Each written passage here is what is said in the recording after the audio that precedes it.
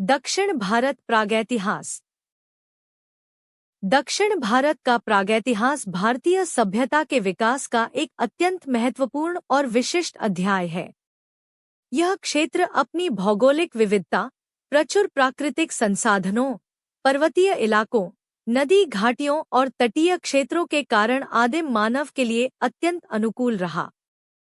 यही कारण है कि दक्षिण भारत में मानव बसावट और सांस्कृतिक विकास के प्रमाण अत्यंत प्राचीन काल से मिलते हैं। यहाँ का प्रागैतिहास पाषाण युग की प्रारंभिक गतिविधियों से आरंभ होकर नवपाषाण संस्कृति और मेगालिथिक सभ्यता तक विस्तृत है, जिसके बाद दक्षिण भारत ऐतिहासिक युग में प्रवेश करता है। दक्षिण भारत में मानव जीवन की शुरुआत प्रारंभिक पाषाण युग से होती है। कर्नाटक के ब्रह्मगिरी, बेल्लारी क्षेत्र, आंध्र प्रदेश की कृष्णा घाटी और तमिलनाडु के कई स्थलों से प्रारंभिक पाषाण उपकरण प्राप्त हुए हैं। इन उपकरणों से यह स्पष्ट होता है कि यहाँ के लोग शिकार और भोजन संग्रह पर निर्भर थे। वे बड़े और कठोर पत्थरों से बनाए गए हाथ, कुल्हाड़ों और स्क्रेपर का उपयोग करते थे। पहाड़ी और वन क्षेत्रों की प्रचुरता ने आदिम मानव को भोजन और सुरक्षा दोनों प्रदान किए, जिससे दक्षिण भारत मानव सभ्यता का एक प्रारंभिक केंद्र बना। इसके पश्चात दक्षिण भारत मध्य पाषाण युग में प्रवेश करता है, जब औजार छोटे और अधिक उपयोगी होने लगे। माइक्रोलिथ्स के प्रयोग से शिकार में दक्षता बढ़ी और प्रारंभिक सामाजिक संगठन की नींव पड़ी। इसी समय मानव ने धीरे धीरे कृषि और पशुपालन के आरंभिक रूपों को अपनाया। यह वह चरण था जब मनुष्य स्थायी निवास की ओर बढ़ रहा था और जंगलों पर निर्भरता कम होने लगी थी। दक्षिण भारत के प्रागैतिहास में नवपाषाण युग अत्यंत महत्वपूर्ण चरण है। इस समय मनुष्य पूर्णतः स्थायी जीवन की ओर अग्रसर हुआ। कर्नाटक, आंध्र प्रदेश और तमिलनाडु के नवपाषाण स्थलों से प्राप्त अवशेष बताते हैं कि यहाँ के लोग धान और बाजरा की खेती करते थे, पशुपालन विकसित हो चुका था और समाज का संगठन सुव्यवस्थित हो रहा था।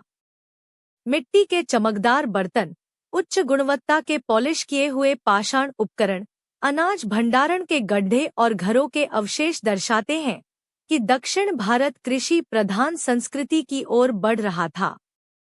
यह वह समय था जब मानव ने प्रकृति के साथ संगठित संबंध विकसित कर लिए थे और समाज में सहयोग, उत्पादन एवं श्रम विभाजन की प्रारंभिक व्यवस्था बनी।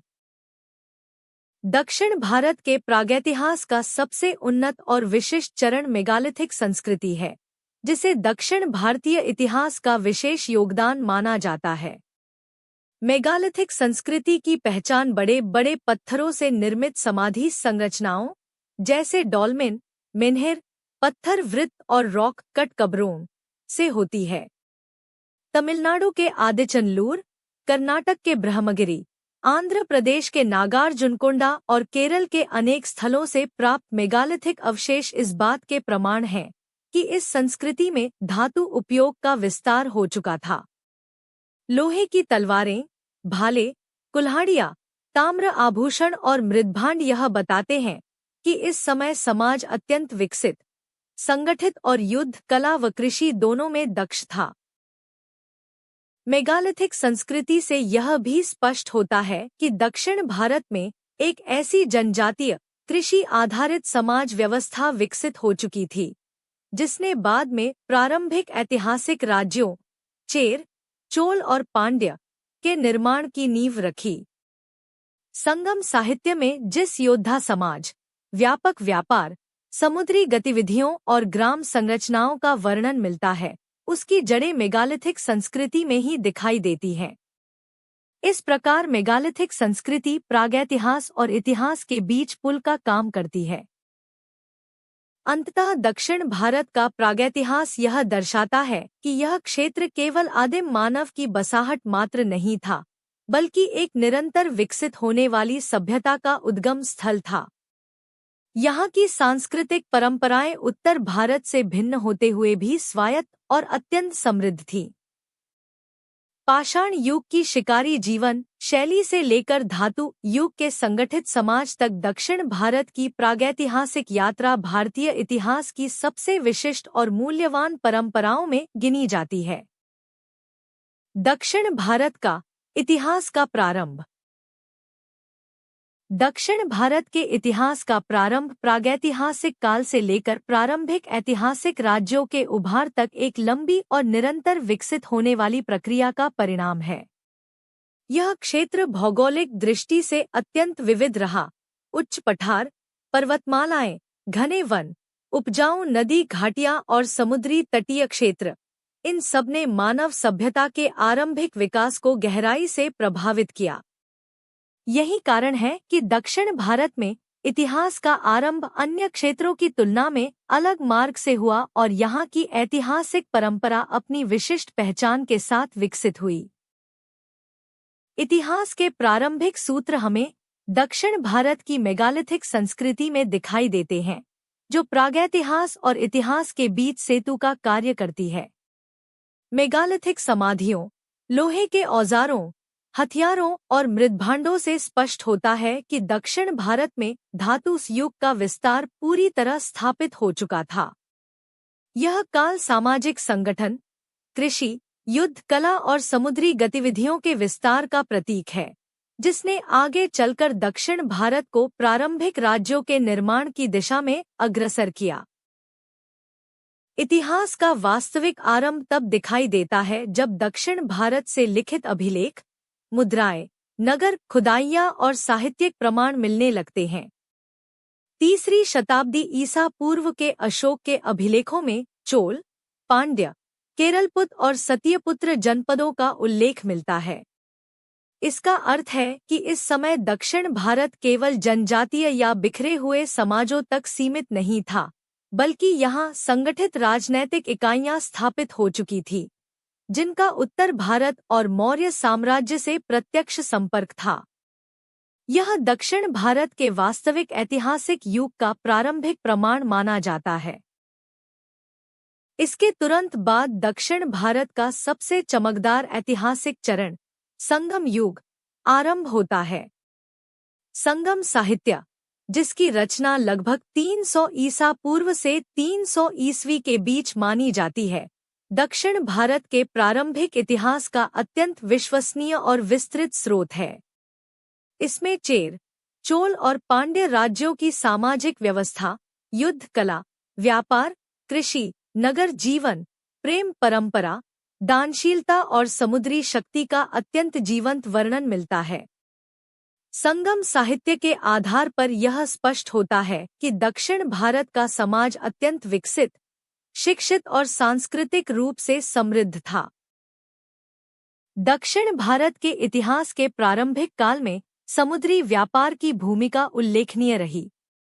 अरिकमेडु, मुजिरिस, कोरकई और कावेरीपट्टनम जैसे नगरों की खुदाइयों से रोमन सिक्के, कांच की वस्तुएं, मिट्टी के दुर्लभ पात्र और विदेशी माल प्राप्त हुआ है।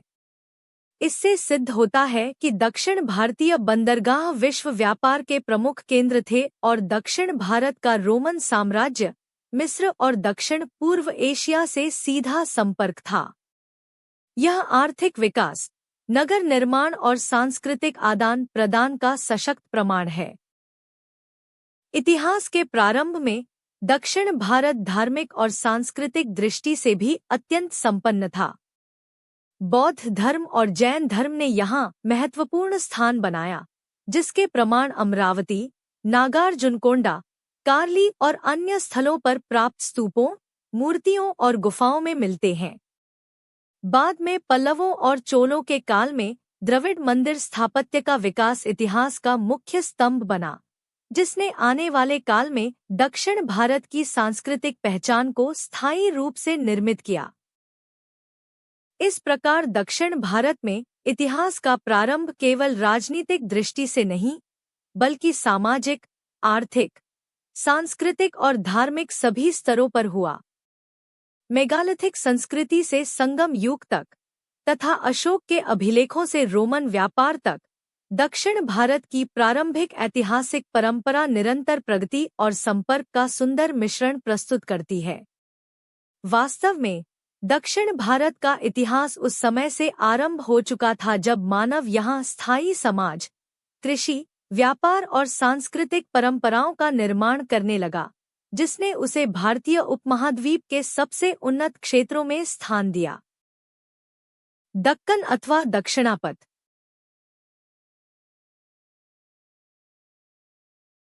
प्राचीन भारतीय भूगोल और इतिहास में दक्कन अथवा दक्षिणापथ अत्यंत महत्वपूर्ण शब्द हैं, जो केवल एक भौगोलिक क्षेत्र का संकेत नहीं देते, बल्कि भारत की सांस्कृतिक, राजनीतिक और आर्थिक संरचना को गहराई से प्रभावित करने वाले व्यापक प्रदेश का प्रतिनिधित्व करते हैं।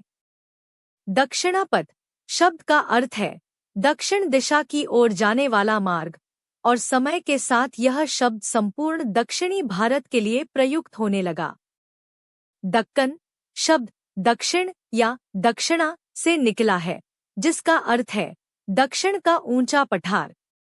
इन दोनों शब्दों में भौगोलिक और ऐतिहासिक दोनों अर्थ समाहित हैं। दक्कन का भौगोलिक विस्तार अत्यंत व्यापक है। इस क्षेत्र की उत्तरी सीमा विंध्य पर्वतमाला से शुरू होकर दक्षिण में लगभग कन्याकुमारी तक फैली है। पूर्व में बंगाल की खाड़ी का समुद्री तट और पश्चिम में अरब सागर इसकी सीमाएं निर्धारित करते हैं।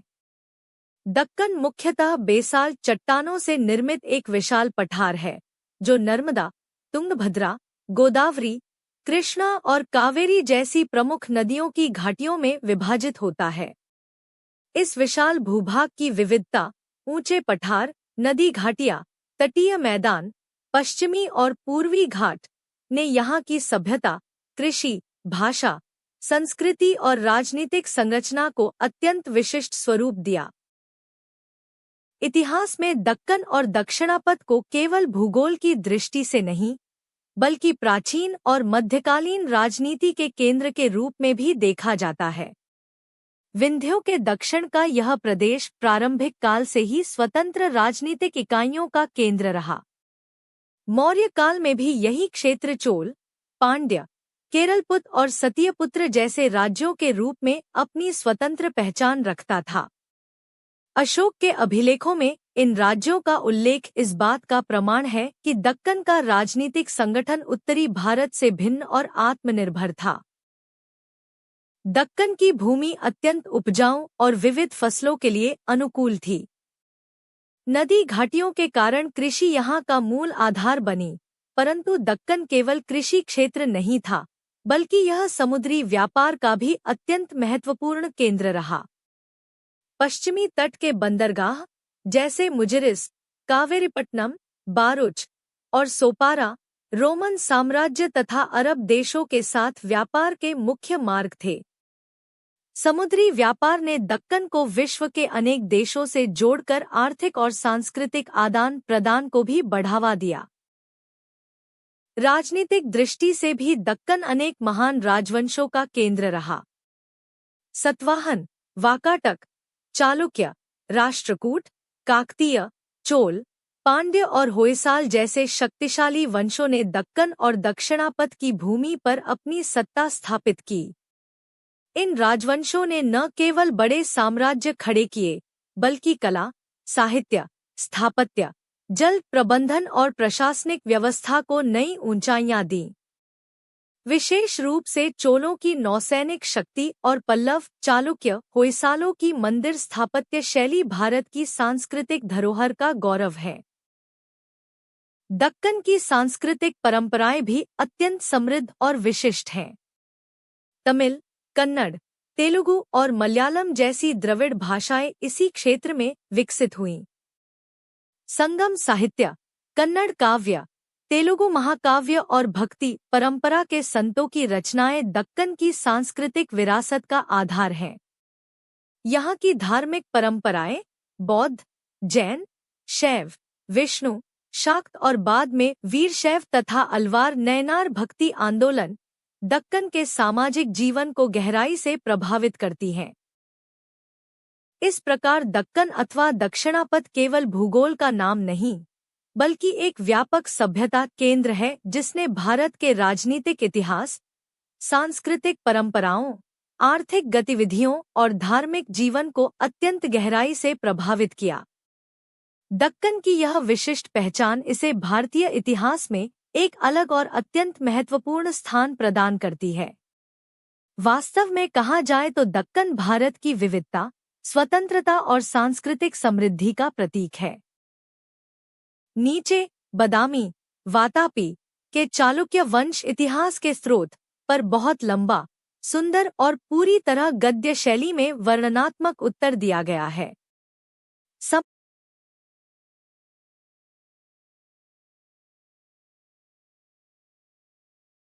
समझ में सहायता के लिए हल्का दृश्य संकेत भी जोड़ा गया है। बादामी, वातापी का चालुक्य वंश इतिहास के स्रोत।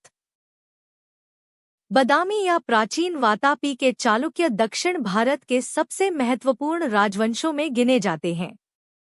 6वीं से 8वीं शताब्दी तक दक्षिण भारत के राजनीतिक, सांस्कृतिक और स्थापत्य इतिहास को सबसे अधिक प्रभावित करने वाला यह वंश अपने पीछे समृद्ध और विश्वसनीय स्रोतों की विस्तृत परंपरा छोड़ गया है। बादामी चालुक्यों के इतिहास को समझने के लिए हमें साहित्यिक, पुरातात्विक, अभिलेखीय, सिक्कों और स्थापत्य संबंधी अनेक स्रोत मिलते हैं, जो उनकी सत्ता, युद्ध, प्रशासन, धर्म और कला के अद्भुत स्वरूप को प्रकाशित करते हैं। इतिहास के सबसे प्रमुख स्रोतों में शिलालेख और अभिलेख प्रमुख स्थान रखते हैं। बादामी, ऐहोल, महाकूट, पट्टडकल और आइहोल में प्राप्त अभिलेख चालुक्य शासन का अत्यंत विश्वसनीय प्रमाण है। इनमें सबसे प्रसिद्ध ऐहोल अभिलेख है, जिसकी रचना कवि रविकीर्ति ने पुलकेशिन द्वितीय के दरबार में की थी। यह अभिलेख चालुक्य इतिहास की रीढ़ माना जाता है, क्योंकि इसमें चालुक्य वंश की उत्पत्ति, विस्तार, शत्रुओं पर विजय और समकालीन राजनीति का सजीव वर्णन मिलता है। इसी अभिलेख में यह भी उल्लेखित है कि पुलकेशिन द्वितीय ने हर्षवर्धन को नर्मदा तट पर पराजित किया था, जो उत्तर और दक्षिण भारत के राजनीति संबंधों पर महत्वपूर्ण प्रकाश डालता है। बादामी की गुफाओं और मंदिरों में उत्कीर्ण अभिलेख चालुक्य काल के धार्मिक जीवन, दान व्यवस्था और प्रशासनिक संरचना का चित्र प्रस्तुत करते हैं। पुरातात्विक स्रोतों में बादामी की गुफाएं, ऐहोल के मंदिर, पट्टडकल का विशाल मंदिर समूह और महाकूट का परिसर विशेष महत्व रखते हैं। ये स्थल केवल स्थापत्य कला के उदाहरण नहीं, बल्कि चालुक्य सभ्यता के जीवंत इतिहास स्रोत हैं। चट्टानों को काटकर बनाई गई बादामी की गुफाएं हिंदू, जैन और बौद्ध तीनों परंपराओं से संबंधित चालुक्यों की धार्मिक सहिष्णुता और कलात्मक उन्नति का प्रमाण देती हैं। इन गुफाओं में नटराज, विष्णु के अवतारों और महावीर की मूर्तियां दर्शाती हैं कि चालुक्य काल मूर्तिकला का स्वर्ण युग था। विशेषकर पट्टडकल यूनेस्को विश्व धरोहर स्थल के रूप में चालुक्य वास्तुकला की उत्कृष्टता को विश्व स्तर पर प्रमाणित करता है। बादामी चालुक्यों के इतिहास के लिए सिक्के, कॉइन्स भी महत्वपूर्ण स्रोत हैं। इन सिक्कों पर अंकित चिन्ह, वराह, शंख, चक्र, सिंह आदि राजाओं की राजनीतिक वैधता और धार्मिक मान्यताओं का संकेत प्रदान करते हैं। सिक्कों का धातु, वजन और वितरण चालुक्य आर्थिक संरचना और व्यापारिक गतिविधियों की जानकारी देता है। साहित्यिक स्रोत भी चालुक्य इतिहास को समझने में सहायक हैं। संस्कृत और कन्नड़ दोनों भाषाओं में लिखी गई रचनाओं, जैसे कविराज मार्ग, उत्तरी कर्नाटक की काव्य परंपरा, हरिहर और राघवांक की कृतियां चालुक्य काल का साहित्यिक वातावरण दर्शाती हैं। चीनी यात्री ह्वेनसांग के विवरण में भी चालुक्य शासन, राजधानी वातापी की समृद्धि और प्रशासनिक व्यवस्था का उल्लेख मिलता है, जो बाहरी दृष्टिकोण से उनकी सत्ता की स्थिरता की पुष्टि करता है। धार्मिक और पौराणिक ग्रंथों में भी चालुक्य शासकों का उल्लेख मिलता है, विशेषकर पुलकेशिन द्वितीय, किरण देवी, विक्रमादित्य प्रथम, विक्रमादित्य द्वितीय जैसे महान राजाओं के संदर्भों के रूप में। चालुक्य मंदिरों में उत्कीर्ण दान पत्र और देवालय लेख बताते हैं कि मंदिर केवल पूजा स्थल नहीं, बल्कि प्रशासन, दान वितरण और सामाजिक संगठन के महत्वपूर्ण केंद्र थे। इन सभी स्रोतों का सामूहिक अध्ययन यह स्पष्ट करता है कि बदामी के चालुक्य वंश ने दक्षिण भारत के इतिहास में स्थायी छाप छोड़ी।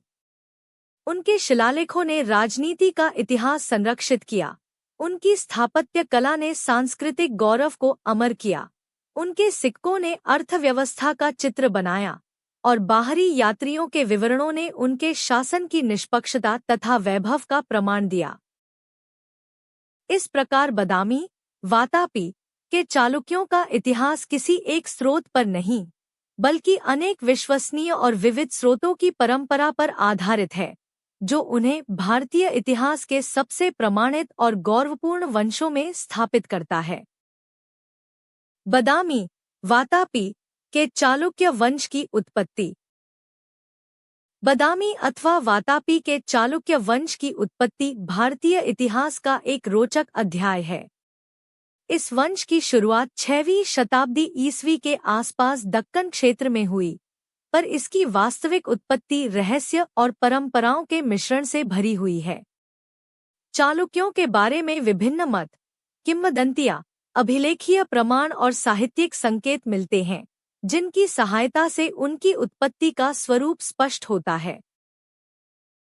चालुक्यों की उत्पत्ति के संबंध में सबसे प्रसिद्ध कथा उनके ऐहोल अभिलेख में मिलती है, जिसे कवि रविकीर्ति ने पुलकेशिन द्वितीय के दरबार में उत्कीर्ण कराया। इस कथा के अनुसार चालुक्य वंश की उत्पत्ति हर्ष जलधि नामक पवित्र सरोवर से हुई थी, जहां से चालुक्य नामक नायक को भगवान विष्णु ने लोकपालन के लिए उत्पन्न किया। यह एक पौराणिक परंपरा है, जो चालुक्यों के दिव्य उद्गम और उनके शासन की वैधता प्रदर्शित करती है। ऐसी कथाएं प्राचीन भारतीय राजवंशों में आम थी और राजसत्ता को धार्मिक वैधता प्रदान करती थी। ऐतिहासिक दृष्टि से चालुक्यों की उत्पत्ति को समझने के लिए अभिलेख और पुरातात्विक प्रमाण महत्वपूर्ण हैं। इतिहासकारों के अनुसार बदामी चालुक्य दक्कन क्षेत्र के उन स्थानीय क्षत्रिय कुलों से उभरे जो प्रारंभ में छोटे छोटे सरदार या सामंत थे। समय के साथ जब वाकाटक वंश वाक्टकास कमजोर पड़ा, तब दक्कन में शक्ति शून्यता पैदा हुई। इसी अवसर का लाभ उठाकर चालुक्य वंश ने अपने राजनीतिक आधार को मजबूत किया। पुलकेशिन प्रथम को इस वंश का वास्तविक संस्थापक माना जाता है, जिसने 543 ईस्वी के आसपास वातापी, बदामी को राजधानी बनाकर एक संगठित राज्य की नींव रखी। कुछ इतिहासकारों का मत है कि चालुक्यों पर उत्तर भारतीय क्षत्रिय परंपरा का भी प्रभाव था, क्योंकि उनके अभिलेखों में वे स्वयं को हरितिपुत्र और चालुक्य कुल से संबंधित बताते हैं। यह भी संभव है कि वे दक्कन के उन योद्धा कुलों से जुड़े हों, जिनका विस्तार कर्नाटक के उत्तरी भाग और महाराष्ट्र के दक्षिणी क्षेत्रों तक था। उनके अभिलेखों में संस्कृत और कन्नड़ दोनों का प्रयोग मिलता है, जिससे यह संकेत मिलता है कि वे द्रविड़ आर्य मिश्रित सांस्कृतिक व राजनीतिक क्षेत्र से उभरे थे। ध्यान देने योग्य तथ्य यह भी है कि दक्कन में मेगालिथिक संस्कृति से लेकर प्रारंभिक ऐतिहासिक काल तक एक संगठित योद्धा समाज मौजूद था, जिसका प्रभाव चालुक्यों पर स्पष्ट दिखाई देता है। उनकी कला, स्थापत्य, प्रशासन और सैन्य शक्ति ये दर्शाती है कि वे स्थानीय जनता और द्रविड़ परंपरा के गहरे जुड़े हुए थे। इस प्रकार बदामी चालुक्यों की उत्पत्ति न तो पूरी तरह पौराणिक है और न ही केवल एक स्थानीय राजवंश का साधारण उदय। यह एक ऐसा वंश था जिसने दक्कन की भूमि से उभरकर दक्षिण भारत की राजनीतिक और सांस्कृतिक दिशा बदल दी। अपनी मिश्रित परंपराओं, क्षत्रिय गौरव, सैन्य क्षमता और प्रशासनिक कौशल के आधार पर उन्होंने 6वीं से 8वीं शताब्दी तक दक्षिण भारत में एक स्थायी और शक्तिशाली साम्राज्य स्थापित किया। चालुक्यों की उत्पत्ति की यही बहुआयामी परंपरा उनके इतिहास को अत्यंत विशिष्ट और गौरवपूर्ण बनाती है। राजनीतिक इतिहास। पुलकेशिन प्रथम बदामी, वातापी चालुक्य वंश का वास्तविक संस्थापक माना जाता है।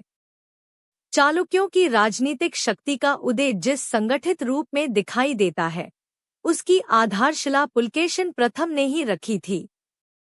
6वीं शताब्दी ईस्वी के मध्य में दक्कन क्षेत्र में जब वाकाटक वंश का पतन हो रहा था और वहां शक्ति शून्यता उत्पन्न हो गई थी, तब पुलकेशिन प्रथम ने परिस्थितियों का लाभ उठाते हुए दक्कन के विभिन्न छोटे सरदारों और जनजातीय समूहों को अपने अधीन संगठित किया। यही घटना चालुक्य साम्राज्य के आरंभ का निर्णायक क्षण साबित हुई। पुलकेशिन प्रथम की सबसे महत्वपूर्ण राजनीतिक उपलब्धि थी वातापी, बदामी को अपनी राजधानी बनाना। दक्कन के मध्य में स्थित यह पहाड़ी नगर प्राकृतिक रूप से सुरक्षित था और चारों ओर से कठोर चट्टानों से घिरा हुआ था। पुलकेशिन प्रथम ने यहाँ सुदृढ़ किलेबंदी का निर्माण कराया, जिससे यह नगर सैनिक और प्रशासनिक दृष्टि से अत्यंत मजबूत बन गया। आगे चलकर यही वातापी चालुक्य साम्राज्य की शक्ति का आधार बना और उसके उत्तराधिकारियों, विशेषकर पुलकेशिन द्वितीय के समय में यह दक्षिण भारत का सबसे प्रभावशाली राजनीतिक केंद्र बन गया। पुलकेशिन प्रथम की राजनीतिक प्रतिभा उसके विस्तारवादी प्रयासों में भी दिखाई देती है। उसने आसपास के इलाकों को अपने अधिकार में लेकर एक संगठित राज्य की रचना की। दक्कन के छोटे छोटे प्रमुखों, स्थानीय सरदारों और जनजातीय शासन इकाइयों को पराजित कर उसने अपने साम्राज्य का विस्तार किया। इस प्रक्रिया में उसने चालुक्यों को एक प्रबल क्षत्रिय शक्ति के रूप में स्थापित किया। उसके शासनकाल के अभिलेखों से पता चलता है कि उसने कई शत्रु शासकों को पराभूत किया और अपनी सत्ता को स्थायी रूप दिया। पुलकेशिन प्रथम ने न केवल सैन्य और राजनैतिक शक्ति को बढ़ाया, बल्कि चालुक्य साम्राज्य के प्रशासनिक ढांचे की नींव भी रखी।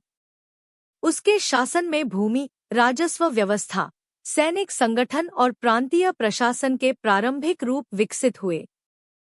उसने अपने राज्य में व्यापार मार्गों और ग्रामीण संरचनाओं को भी सुदृढ़ किया, जिससे साम्राज्य की आर्थिक स्थिति मजबूत हुई।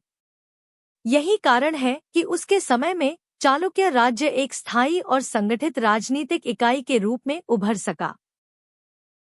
पुलकेशिन प्रथम की महत्ता केवल उसके द्वारा प्राप्त विजयों या सत्ता विस्तार में नहीं, बल्कि इस बात में है कि उसने दक्कन के मध्य भाग में एक स्थिर, शक्तिशाली और संगठित साम्राज्य की आधारशिला तैयार की। उसके उत्तराधिकारियों ने इसी नींव पर आगे बढ़ते हुए चालुक्य साम्राज्य को दक्षिण भारत की सबसे प्रभावशाली शक्ति बना दिया। पुलकेशिन प्रथम का शासन चालुक्यों के राजनीतिक उत्कर्ष की शुरुआत माना जाता है, जिसने आगे चलकर दक्षिण भारत के इतिहास को एक नई दिशा दी। इस प्रकार पुलकेशिन प्रथम केवल एक स्थानीय सरदार नहीं था, बल्कि वह दक्कन की शक्ति संरचना को नए सिरे से निर्मित करने वाला दूरदर्शी शासक था।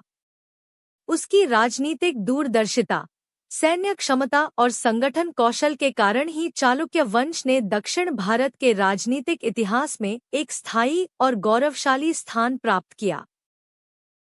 राजनीतिक इतिहास। कीर्तिवर्मन प्रथम। कीर्तिवर्मन प्रथम बदामी चालुक्य वंश के प्रारंभिक और अत्यंत महत्वपूर्ण शासकों में से एक था। वह पुलकेशिन प्रथम का पुत्र था और अपने पिता द्वारा स्थापित साम्राज्य को एक मजबूत और व्यापक राजनीतिक रूप देने में उसने निर्णायक भूमिका निभाई। उसका शासनकाल 566 ईस्वी के आसपास आरंभ माना जाता है। कीर्तिवर्मन प्रथम ने चालुक्यों के राजनीतिक विस्तार की शुरुआत की और दक्कन में उनकी सत्ता को स्थायी रूप से स्थापित किया, इसलिए उसे चालुक्य साम्राज्य का प्रथम महान विजेता भी कहा जाता है। पुलकेशिन प्रथम की मृत्यु के बाद जब कीर्तिवर्मन प्रथम गद्दी पर बैठा, तब चालुक्य राज्य अभी अपने प्रारंभिक विकास के चरण में था। कई क्षेत्र चालुक्य सत्ता को पूरी तरह स्वीकार नहीं कर रहे थे। कीर्तिवर्मन ने अपनी राजनीतिक चतुराई और सैन्य कौशल के बल पर सबसे पहले आंतरिक क्षेत्रों को सुदृढ़ किया। उसने वातापी, बदामी, को न केवल राजधानी के रूप में और अधिक सुरक्षित किया, बल्कि प्रशासनिक संरचना को भी सुव्यवस्थित बनाया। इसके बाद उसने अपने राज्य का विस्तार दक्कन के विभिन्न भागों में किया। कीर्तिवर्मन प्रथम की सबसे महत्वपूर्ण उपलब्धि उसके सैन्य अभियानों में दिखाई देती है।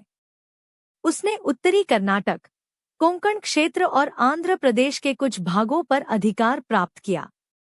इतिहास में उल्लेख है कि उसने निजितवर्मन नामक शासक को पराजित किया और दक्षिण में नंदवंशी, मौर्य तथा कदम वंशों के अवशेषों को समाप्त कर दिया। उसका सबसे प्रसिद्ध अभियान कोंकण और गोवा के क्षेत्रों को जीतकर चालुक्य साम्राज्य में सम्मिलित करना था। यही विजयों ने चालुक्यों को दक्कन की एक बड़ी शक्ति के रूप में उभरने का अवसर दिया। कीर्तिवर्मन प्रथम का शासनकाल केवल युद्धों तक सीमित नहीं था। उसने चालुक्य कला, स्थापत्य और धार्मिक परंपराओं की नींव भी सुदृढ़ की। बदामी की चट्टानों में तराशी गई गुफाओं में से कुछ का निर्माण कीर्तिवर्मन के काल में हुआ। इन गुफाओं में जिस मूर्तिकला और वास्तुकला का आरंभ दिखाई देता है, वह बाद में उसके उत्तराधिकारियों, विशेषकर मंगलेश और पुलकेशिन द्वितीय के समय में चरम सीमा पर पहुंची। उसके काल में चालुक्य प्रशासन भी व्यवस्थित रूप से विकसित हुआ। राज्य के विभिन्न प्रांतों में स्थानीय सरदारों को नियंत्रित करने के लिए उसने सुदृढ़ प्रशासनिक ढांचा तैयार किया। भूमि राजस्व, दान व्यवस्था, सैनिक प्रबंध और नगर प्रशासन पर उसने विशेष ध्यान दिया।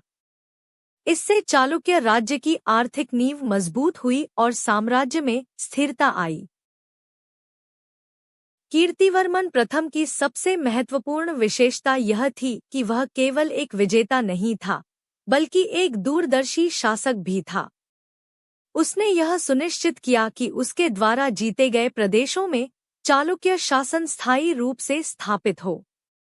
उसने अपने भाइयों, मंगलेश और अन्य राजकुमारों को प्रशासन में प्रमुख भूमिकाएं देकर एक संतुलित शासन व्यवस्था का निर्माण किया। यह नीति आगे चलकर साम्राज्य के स्थायित्व के लिए अत्यंत उपयोगी सिद्ध हुई। इतिहासकार उसे चालुक्यों का प्रथम विस्तारक कहते हैं, क्योंकि जहां पुलकेशिन प्रथम ने साम्राज्य की नींव रखी, वहीं कीर्तिवर्मन प्रथम ने उस नींव पर विशाल राजनीतिक ढांचा खड़ा किया। उसके शासनकाल के अंत तक चालुक्य साम्राज्य दक्कन की एक प्रतिष्ठित शक्ति बन चुका था। इस प्रकार कीर्तिवर्मन प्रथम का राजनीतिक इतिहास यह सिद्ध करता है कि वह चालुक्य साम्राज्य के निर्माण का महत्वपूर्ण स्तंभ था। उसकी विजयों, नीतियों, प्रशासनिक कौशल और सांस्कृतिक योगदान ने बदामी चालुक्यों को दक्षिण भारत के सबसे शक्तिशाली और स्थायी राजवंशों में स्थान दिलाया। राजनीतिक इतिहास। मंगलेश बदामी चालुक्य वंश का एक महत्वपूर्ण शासक था, जिसने अपने बड़े भाई कीर्तिवर्मन प्रथम की मृत्यु के बाद चालुक्य साम्राज्य का शासन संभाला। मंगलेश का समय दक्कन के राजनीतिक इतिहास में संक्रमण का दौर था, क्योंकि इस समय चालुक्य सत्ता का विस्तार तो हो चुका था, परंतु उसे स्थिरता और संगठित प्रशासन की आवश्यकता थी। मंगलेश ने अपने शासनकाल में इन दोनों उद्देश्यों को आगे बढ़ाते हुए चालुक्य साम्राज्य को एक व्यापक और शक्तिशाली राज्य के रूप में बदलने में महत्वपूर्ण योगदान दिया। कीर्तिवर्मन प्रथम के निधन के समय उसका पुत्र पुलकेशिन द्वितीय अभी अल्पायु था। ऐसे में मंगलेश ने राज्य का भार रीजेंट, अभिभावक शासनकर्ता के रूप में संभाला। उसने राज्य को विघटन से बचाने और सत्ता की निरंतरता सुनिश्चित करने के लिए अत्यंत दृढ़ और व्यावहारिक नीतियां अपनाईं। शुरुआत में उसका उद्देश्य था कि युवा राजकुमार के वयस्क होने तक राज्य को स्थिर रखा जाए, पर धीरे धीरे उसने सत्ता अपने हाथों में केंद्रित कर ली। मंगलेश की सबसे बड़ी राजनीतिक उपलब्धि थी उसका कन्नौज, दक्षिण संबंधों और कोंकण क्षेत्र पर नियंत्रण को सुदृढ़ करना। उसने कई सैन्य अभियानों के माध्यम से पश्चिमी और दक्षिण पश्चिमी क्षेत्रों, विशेषकर कोंकण, गोवा और उत्तरी कर्नाटक को स्थायी रूप से चालुक्य साम्राज्य में सम्मिलित किया। उसके अभियानों ने न केवल साम्राज्य की सीमाओं को सुरक्षित किया, बल्कि व्यापारिक मार्गों पर चालुक्यों का प्रभाव भी बढ़ाया, जो आर्थिक दृष्टि से अत्यंत महत्वपूर्ण था। मंगलेश ने धार्मिक और सांस्कृतिक क्षेत्रों में भी उल्लेखनीय योगदान दिया। उसका सबसे प्रसिद्ध कार्य है महाकूट के शिव मंदिर में उत्कीर्ण अभिलेख, जिसमें उसके सैन्य अभियानों, उपाधियों और धार्मिक झुकाव का उल्लेख मिलता है। यह अभिलेख यह भी दर्शाता है कि मंगलेश ने अनेक मंदिरों के निर्माण और मरम्मत में योगदान दिया, जिससे चालुक्य कला और वास्तुकला का विकास आगे बढ़ा। उसकी नीतियां धार्मिक सहिष्णुता और द्रविड़ आर्य सांस्कृतिक मिश्रण की प्रतीक थी। हालांकि मंगलेश की राजनीतिक सफलता के बावजूद उसके शासनकाल में राजवंशी संघर्ष भी उत्पन्न हुआ। जब पुलकेशिन द्वितीय युवावस्था को पहुंचा और अपने अधिकारों का दावा किया, तो मंगलेश ने सत्ता त्यागने से इनकार कर दिया। इससे दोनों के बीच संघर्ष हुआ। इस गृहयुद्ध का वर्णन ऐहोल अभिलेख में मिलता है, जहां पुलकेशिन द्वितीय ने स्वयं को विजेता के रूप में प्रस्तुत किया है। अंततः पुलकेशिन द्वितीय ने मंगलेश को पराजित करके चालुक्य साम्राज्य की सत्ता संभाली और आगे चलकर महान विजेता के रूप में उभरा। इस संघर्ष के बावजूद मंगलेश को चालुक्य इतिहास में उसके महत्वपूर्ण योगदान के लिए याद किया जाता है। उसने न केवल साम्राज्य की सीमाओं की रक्षा की, बल्कि प्रशासन और सैन्य संगठन के उन ढांचों को भी विकसित किया, जिन्हें पुलकेशिन द्वितीय और विक्रमादित्य प्रथम जैसे महान चालुक्य राजाओं ने आगे और अधिक विस्तृत रूप दिया।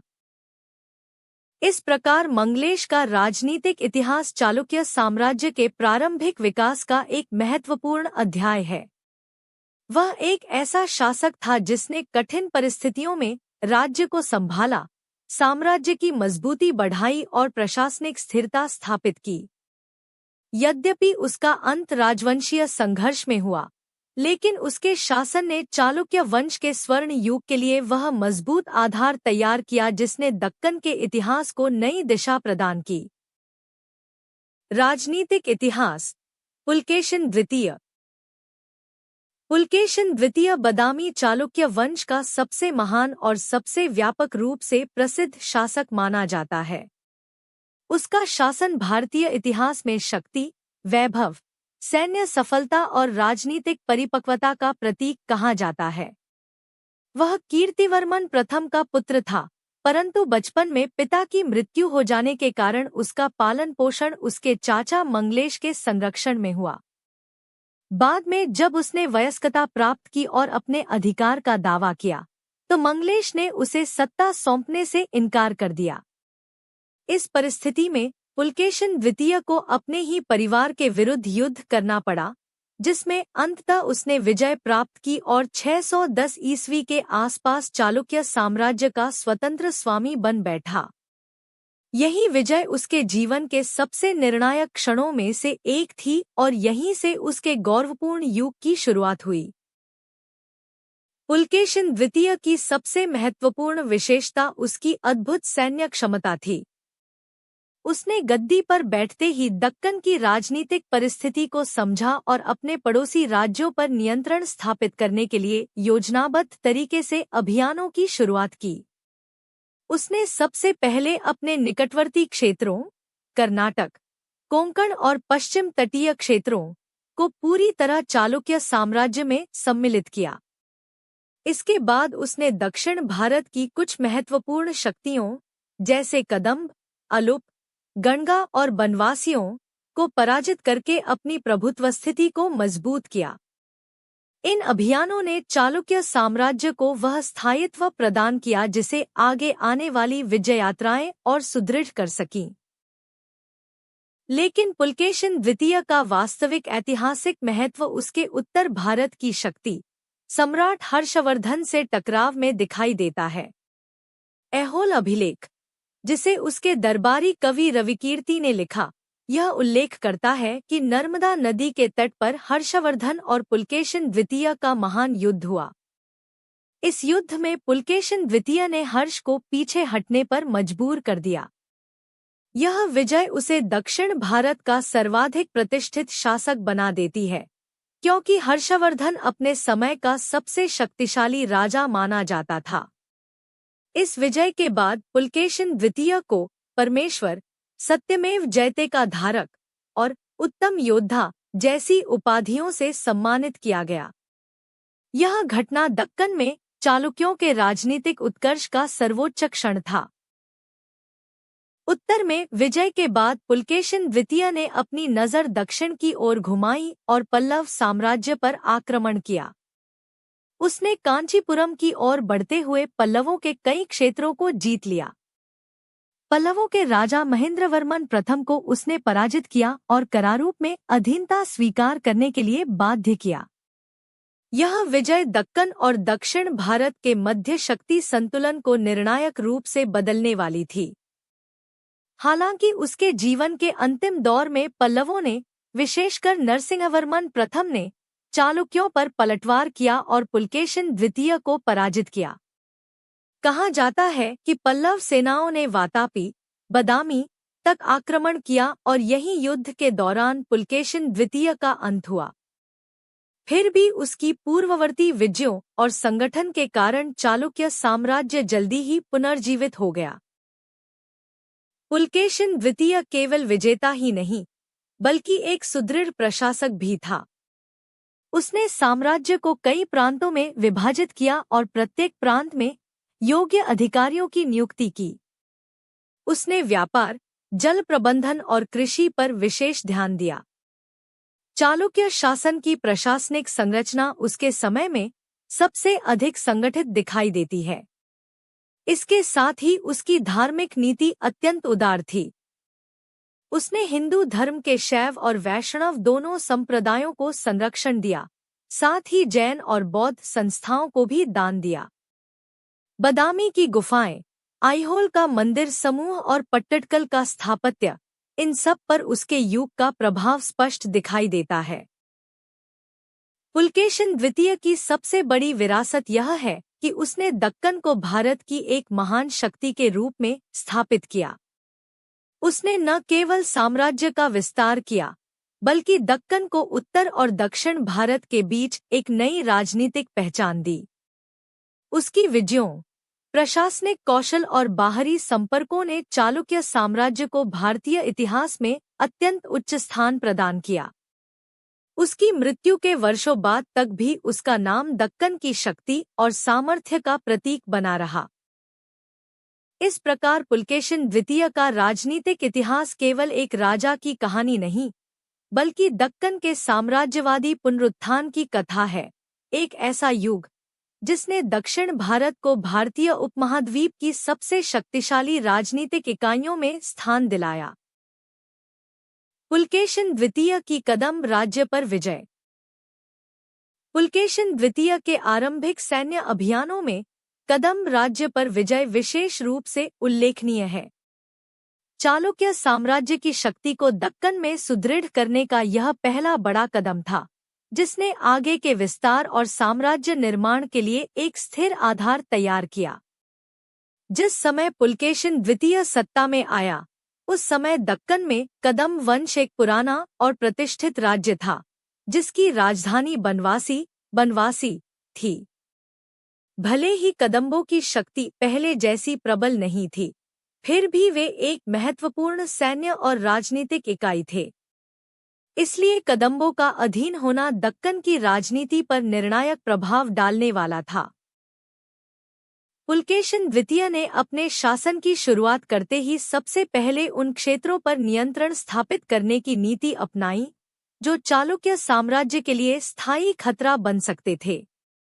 कदंब राज्य का क्षेत्र चालुक्यों की राजधानी वातापी, बदामी के ठीक दक्षिण पश्चिम में स्थित था और यदि इसे अधीन नहीं किया जाता तो चालुक्यों को निरंतर संघर्ष का सामना करना पड़ता। इस परिस्थिति को समझते हुए पुलकेशिन द्वितीय ने कदंबों के विरुद्ध अभियान चलाया। चालुक्य सेना अपनी संख्या, संगठन और घुड़सवार बल के कारण अत्यंत सक्षम थी और पुलकेशिन की रणनीति ने उसे और भी प्रभावी बना दिया। युद्ध में पुलकेशिन द्वितीय ने कदम राज्य की सेनाओं को पराजित कर दिया और उनकी राजधानी बनवासी पर अधिकार स्थापित किया। कदम शासक को या तो पराजित किया गया या चालुक्य अधीनता स्वीकार करने के लिए बाध्य किया गया। इस विजय के फलस्वरूप कदम राज्य पूरी तरह चालुक्य साम्राज्य में सम्मिलित हो गया। यह घटना पुलकेशिन द्वितीय की आरंभिक सफलताओं में सर्वाधिक महत्वपूर्ण थी, क्योंकि अब चालुक्यों के दक्षिणी क्षेत्रों में स्थिरता स्थापित हो चुकी थी। कदंबों की पराजय के बाद दक्कन का पूरा दक्षिण पश्चिमी भाग चालुक्यों के प्रभाव में आ गया। यह क्षेत्र न केवल सामरिक दृष्टि से महत्वपूर्ण था, बल्कि व्यापारिक मार्गों, विशेषकर तटीय व्यापार, का केंद्र भी था। कोंकण और गोवा के रास्ते समुद्री व्यापार पर जिस शक्ति का नियंत्रण होता था, वही आर्थिक दृष्टि से मजबूत होती थी। कदंबों की पराजय के बाद यह लाभ सीधे चालुक्य साम्राज्य को प्राप्त हुआ और दक्कन का यह भाग चालुक्यों की आर्थिक समृद्धि का स्रोत बना। कदंब राज्य की विजय ने पुलकेशिन द्वितीय की प्रतिष्ठा पूरे दक्कन में बढ़ा दी। अब चालुक्य साम्राज्य एक क्षेत्रीय शक्ति नहीं, बल्कि एक उभरती हुई महान शक्ति के रूप में दिखाई देने लगा था। इस विजय ने आगे चलकर गंगा, अलुप, बनवासी, कोंकण और अन्य राज्यों पर प्रभुत्व स्थापित करने की दिशा में भी मार्ग प्रशस्त किया। यही वह समय था जब पुलकेशिन द्वितीय को दक्कन का सर्वोच्च सम्राट बनने की दिशा में गति मिली। इस प्रकार कदंब राज्य पर विजय पुलकेशिन द्वितीय की सैन्य निपुणता, राजनीतिक चातुर्य और साम्राज्य निर्माण की प्रारंभिक नींव को दर्शाती है। यह विजय केवल एक राजनीतिक घटना नहीं थी, बल्कि चालुक्य साम्राज्य के विस्तार और दक्कन में उसकी स्थायी सत्ता की शुरुआत थी, जिसने आगे चलकर दक्षिण भारत के इतिहास को नई दिशा प्रदान की। पुलकेशिन द्वितीय का आलुप तथा गंगों के विरुद्ध अभियान। पुलकेशिन द्वितीय चालुक्य साम्राज्य का वह महान शासक था जिसने दक्कन को राजनीतिक रूप से संगठित करने के लिए अनेक दिशाओं में सैन्य अभियान चलाए। उसके शासनकाल का उद्देश्य केवल साम्राज्य का विस्तार नहीं था, बल्कि दक्कन की उन सभी स्थानीय शक्तियों को अपने अधीन लाना था, जो चालुक्य सत्ता के लिए संभावित चुनौती थी।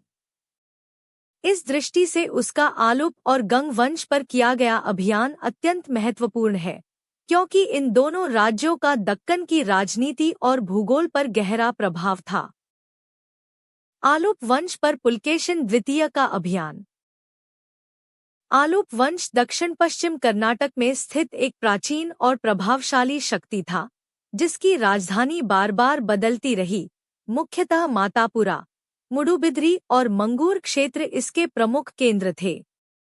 आलुप राजाओं का तटीय कर्नाटक और वहां के समुद्री व्यापार पर सशक्त नियंत्रण था।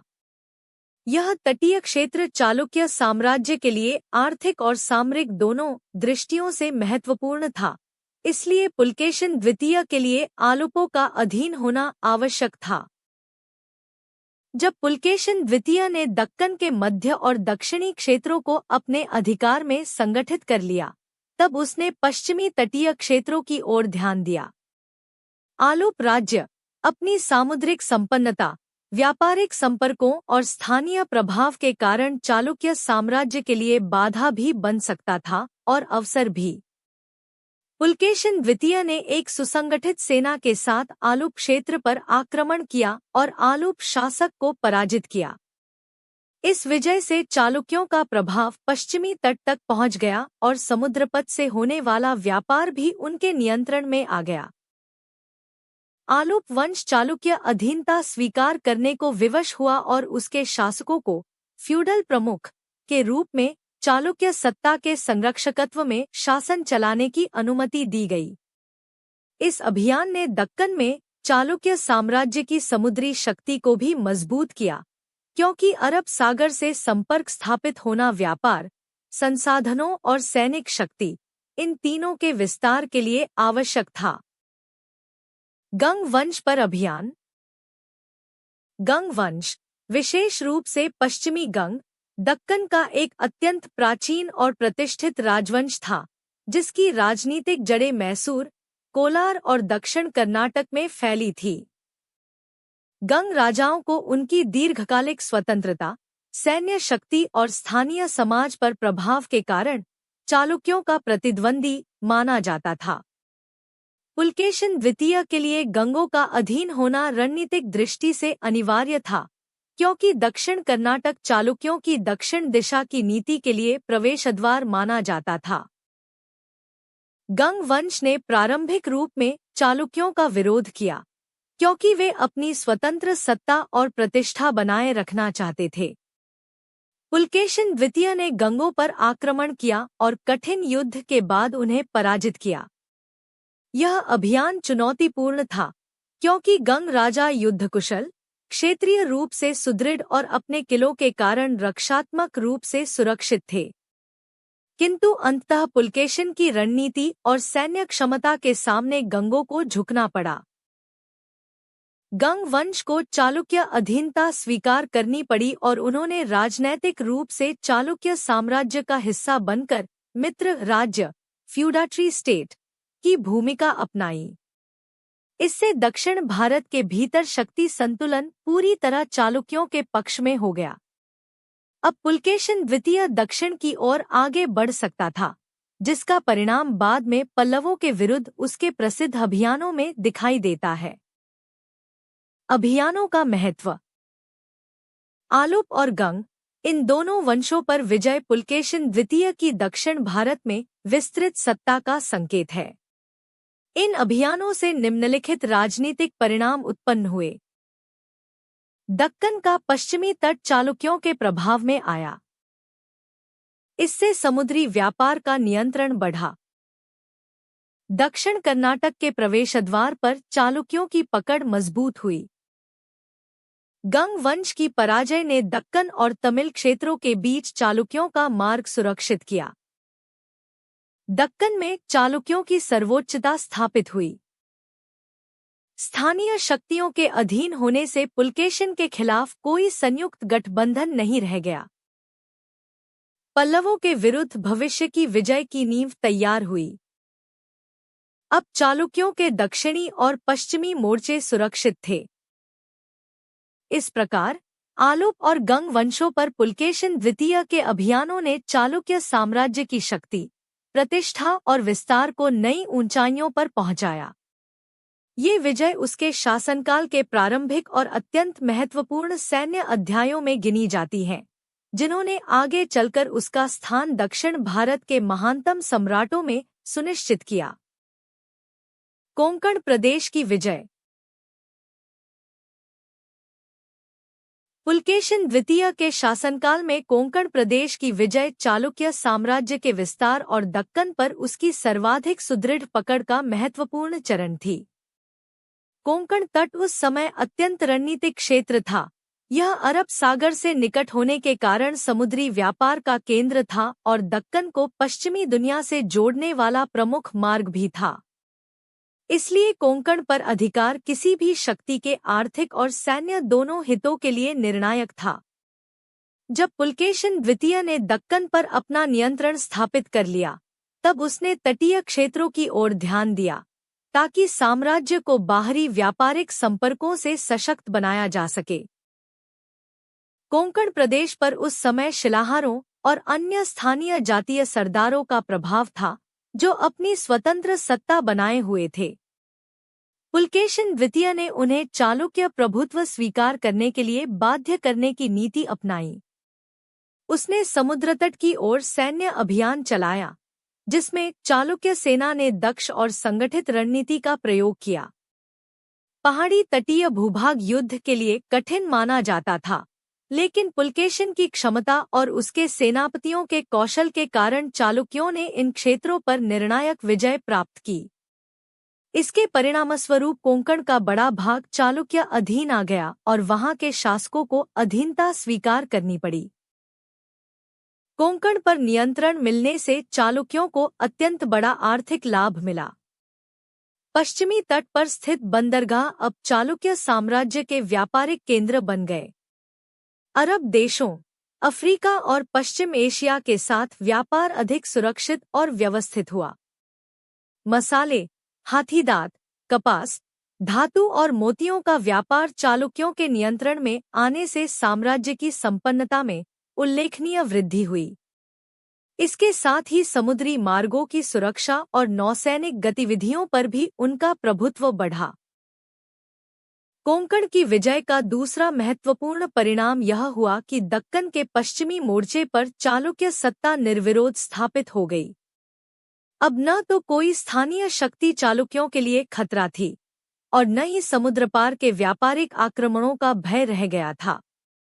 इस विजय ने पुलकेशिन द्वितीय को दक्षिण भारत में अपनी आगे की सैन्य रणनीतियां, विशेषकर पल्लवों और दक्षिण के अन्य राज्यों के विरुद्ध, बिना किसी बाधा के चलाने का अवसर प्रदान किया। कोंकण प्रदेश की विजय ने चालुक्य साम्राज्य के विस्तार को स्थिरता, आर्थिक शक्ति और सामरिक सुरक्षा तीनों ही स्तरों पर सुदृढ़ किया।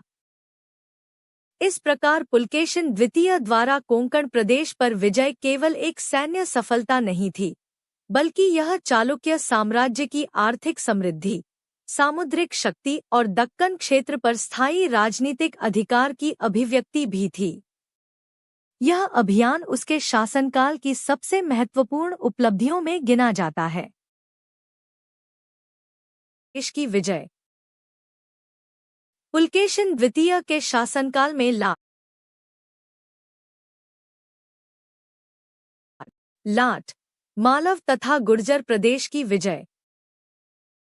पुलकेशिन द्वितीय के शासनकाल में लाट, मालव और गुर्जर प्रदेशों की विजय उसके उत्तरी अभियान का अत्यंत महत्वपूर्ण भाग थी। इन तीनों प्रदेशों का भौगोलिक और राजनीतिक महत्व इतना अधिक था कि उन पर नियंत्रण स्थापित करना दक्कन में चालुक्य साम्राज्य की स्थायी शक्ति का मुख्य आधार माना जाता है। पुलकेशिन द्वितीय ने जब दक्षिण और पश्चिम के क्षेत्रों को संगठित कर लिया, तब उसने उत्तरी दिशा की ओर बढ़कर उन राज्यों पर अधिकार स्थापित किया जो कभी वाकाटक अथवा अन्य शक्तिशाली राजवंशों के अंतर्गत रहे थे। लाट प्रदेश, जो वर्तमान गुजरात और दक्षिण राजस्थान के कुछ भागों से मेल खाता है, उस समय व्यापार और तटीय मार्गों का प्रमुख क्षेत्र था। इस मार्ग का नियंत्रण चालुक्यों के लिए अत्यंत लाभकारी हो सकता था। इसलिए पुलकेशिन द्वितीय ने लाट के स्थानीय शासकों के विरुद्ध सैन्य अभियान चलाया और उनकी शक्तियों को परास्त कर दिया। लाट प्रदेश पर अधिकार मिलने से चालुक्यों का प्रभाव पश्चिमी और उत्तर पश्चिम भारत तक पहुंच गया, साथ ही व्यापारिक मार्गों पर उनकी पकड़ और मजबूत हो गई। मालव प्रदेश, जो अवंती और उज्जैन क्षेत्र से संबंधित था, उत्तर भारत के राजनीतिक परिदृश्य का प्रमुख केंद्र था। मालव पर नियंत्रण किसी भी शक्ति के लिए प्रतिष्ठा और सामरिक दोनों स्तरों पर महत्वपूर्ण था। पुलकेशिन द्वितीय ने मालव के शासकों को पराजित कर अपनी शक्ति का प्रदर्शन किया। इससे उसके सैन्य प्रताप और दक्कन से उत्तर तक विस्तृत साम्राज्य की नींव और दृढ़ हो गई।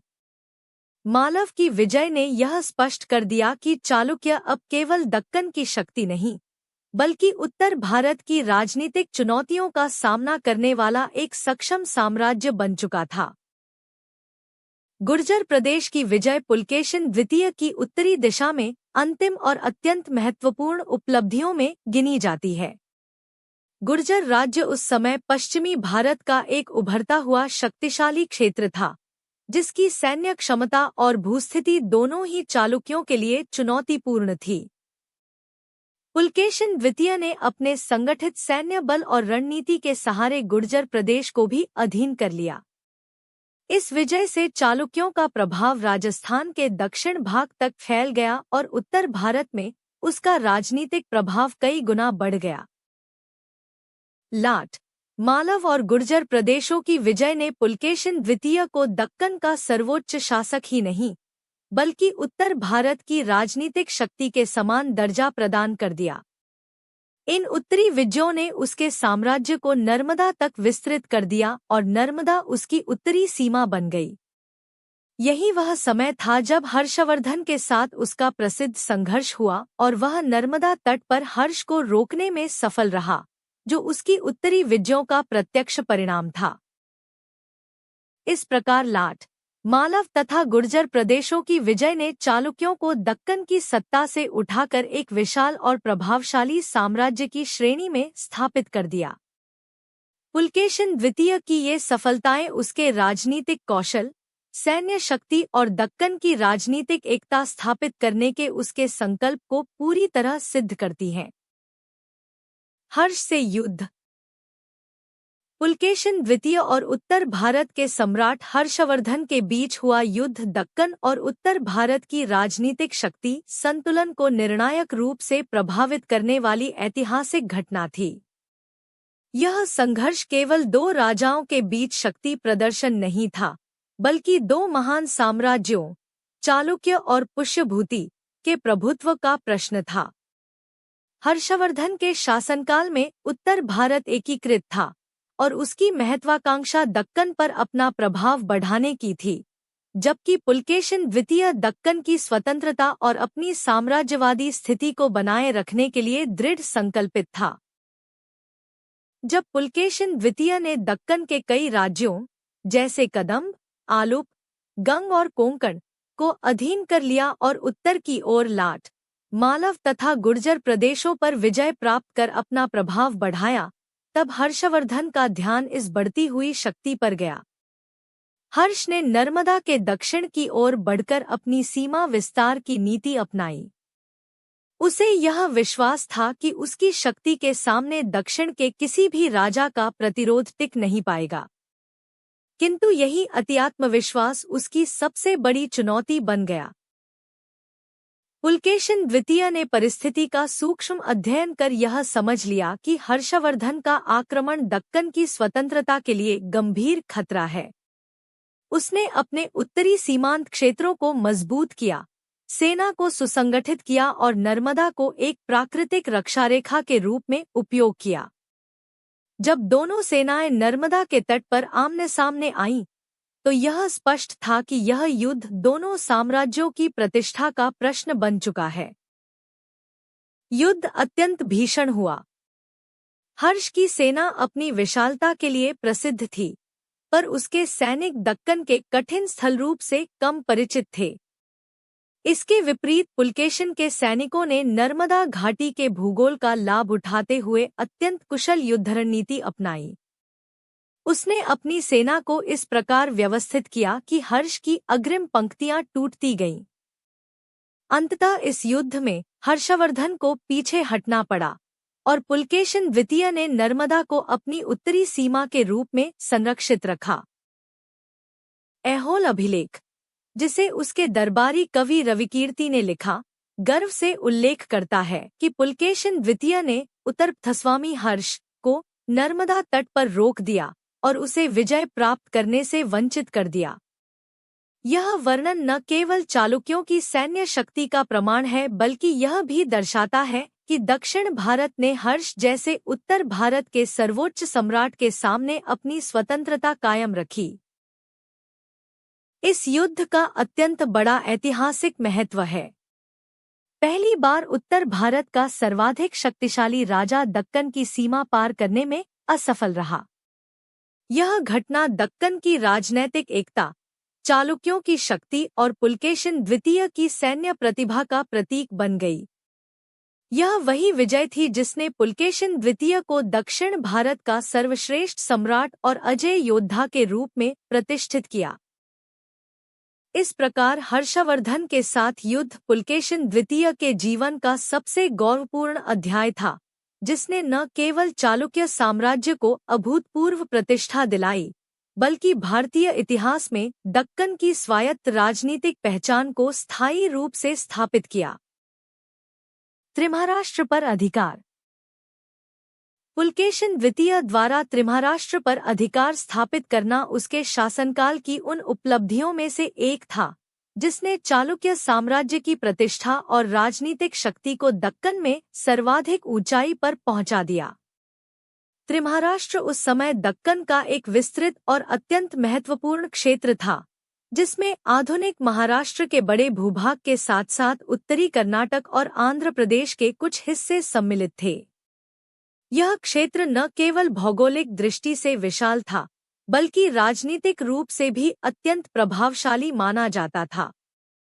जो भी शक्ति त्रिमहाराष्ट्र पर अधिकार प्राप्त कर लेती, वही दक्कन की वास्तविक स्वामिनी समझी जाती थी। जब पुलकेशिन द्वितीय ने शासन संभाला, तब त्रिमहाराष्ट्र के कई भागों पर स्थानीय सरदारों, शक्तिशाली कुलों और पूर्व वाकाटक सत्ता के अवशेषों का प्रभाव था। इस क्षेत्र में स्थायी नियंत्रण स्थापित करना चालुक्यों के लिए चुनौतीपूर्ण अवश्य था, परंतु दक्कन की एकता और सामरिक सुरक्षा के लिए यह अत्यंत आवश्यक भी था।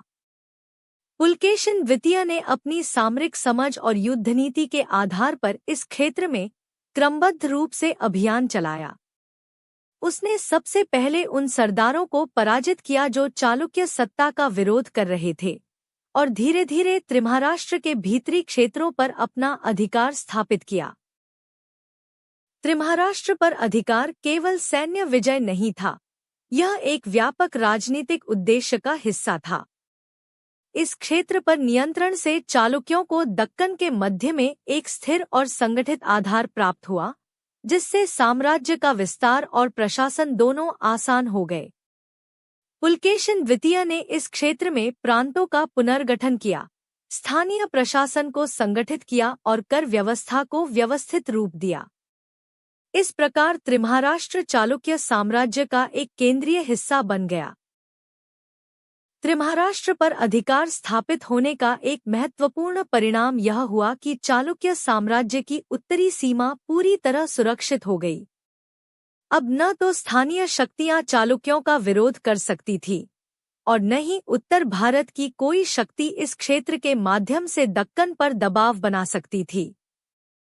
यही कारण है कि हर्षवर्धन के साथ पुलकेशिन द्वितीय का संघर्ष सफल हुआ, क्योंकि त्रिमहाराष्ट्र पर उसका पूरा नियंत्रण उसकी सैन्य और राजनीतिक स्थिति को मजबूत कर चुका था। इस विजय का सांस्कृतिक प्रभाव भी उल्लेखनीय था। इस क्षेत्र में चालुक्य कला, स्थापत्य, दान प्रथा और प्रशासनिक व्यवस्था का प्रभाव बढ़ा। त्रिमहाराष्ट्र की विजय के बाद दक्कन की पहचान एक संगठित साम्राज्य के रूप में और अधिक प्रबल हुई, और यह वही आधार था जिसके सहारे पुलकेशिन द्वितीय दक्षिण की ओर पल्लवों के विरुद्ध अपने महान अभियानों को आगे बढ़ा सका। इस प्रकार पुलकेशिन द्वितीय की त्रिमहाराष्ट्र पर विजय उसके साम्राज्यवादी दृष्टिकोण, सैन्य क्षमता और दक्कन को एक राजनीतिक इकाई के रूप में विकसित करने की उसकी दूरदर्शिता का उत्कृष्ट प्रमाण है। यह जीत चालुक्य साम्राज्य के विस्तार का निर्णायक चरण थी, जिसने उसे दक्षिण भारत की सबसे शक्तिशाली शक्ति के रूप में स्थापित किया। पूर्वी दक्कन का विजय। पुलकेशिन द्वितीय की पूर्वी दक्कन पर विजय उसके व्यापक साम्राज्यवादी अभियान का एक महत्वपूर्ण चरण था। दक्कन के पूर्वी भाग, जो आज के आंध्र प्रदेश, तेलंगाना और ओडिशा के कुछ क्षेत्रों से मेल खाता है, उस समय राजनीतिक रूप से विविध शक्तियों के नियंत्रण में था। इनमें आंध्र इक्ष्वाकु वंश के अवशेष, स्थानीय जनजातीय प्रमुख, विजयनगर तट के छोटे राज्य और कुछ स्वतंत्र सामंत शामिल थे। यह क्षेत्र आर्थिक दृष्टि से समृद्ध था, क्योंकि यहाँ उपजाऊ नदी घाटियाँ, समुद्र तट के व्यापारिक मार्ग और खनिज संसाधन उपलब्ध थे।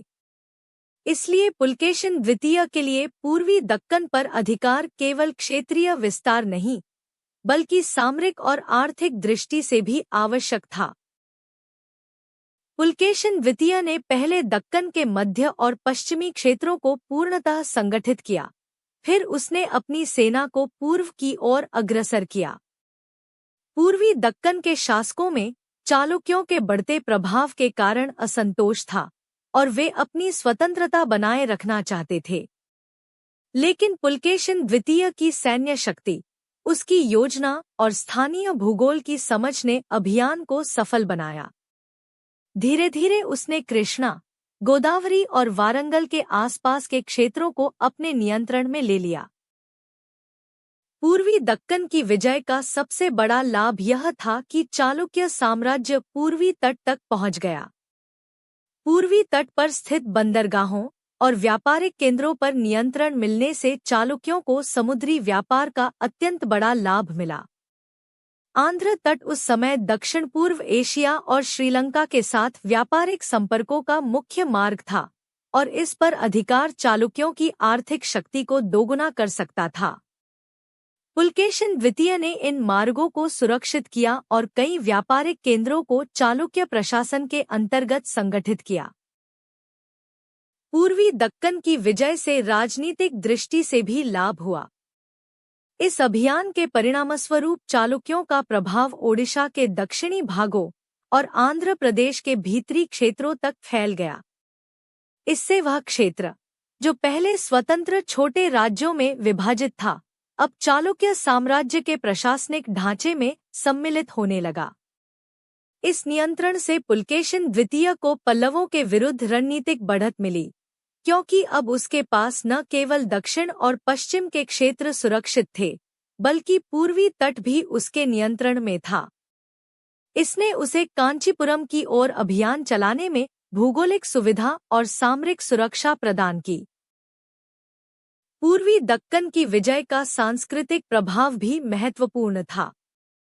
चालुक्य प्रशासन, कला और स्थापत्य का प्रभाव इस क्षेत्र में फैलने लगा और स्थानीय परंपराओं के साथ चालुक्य संस्कृति का मिश्रण हुआ।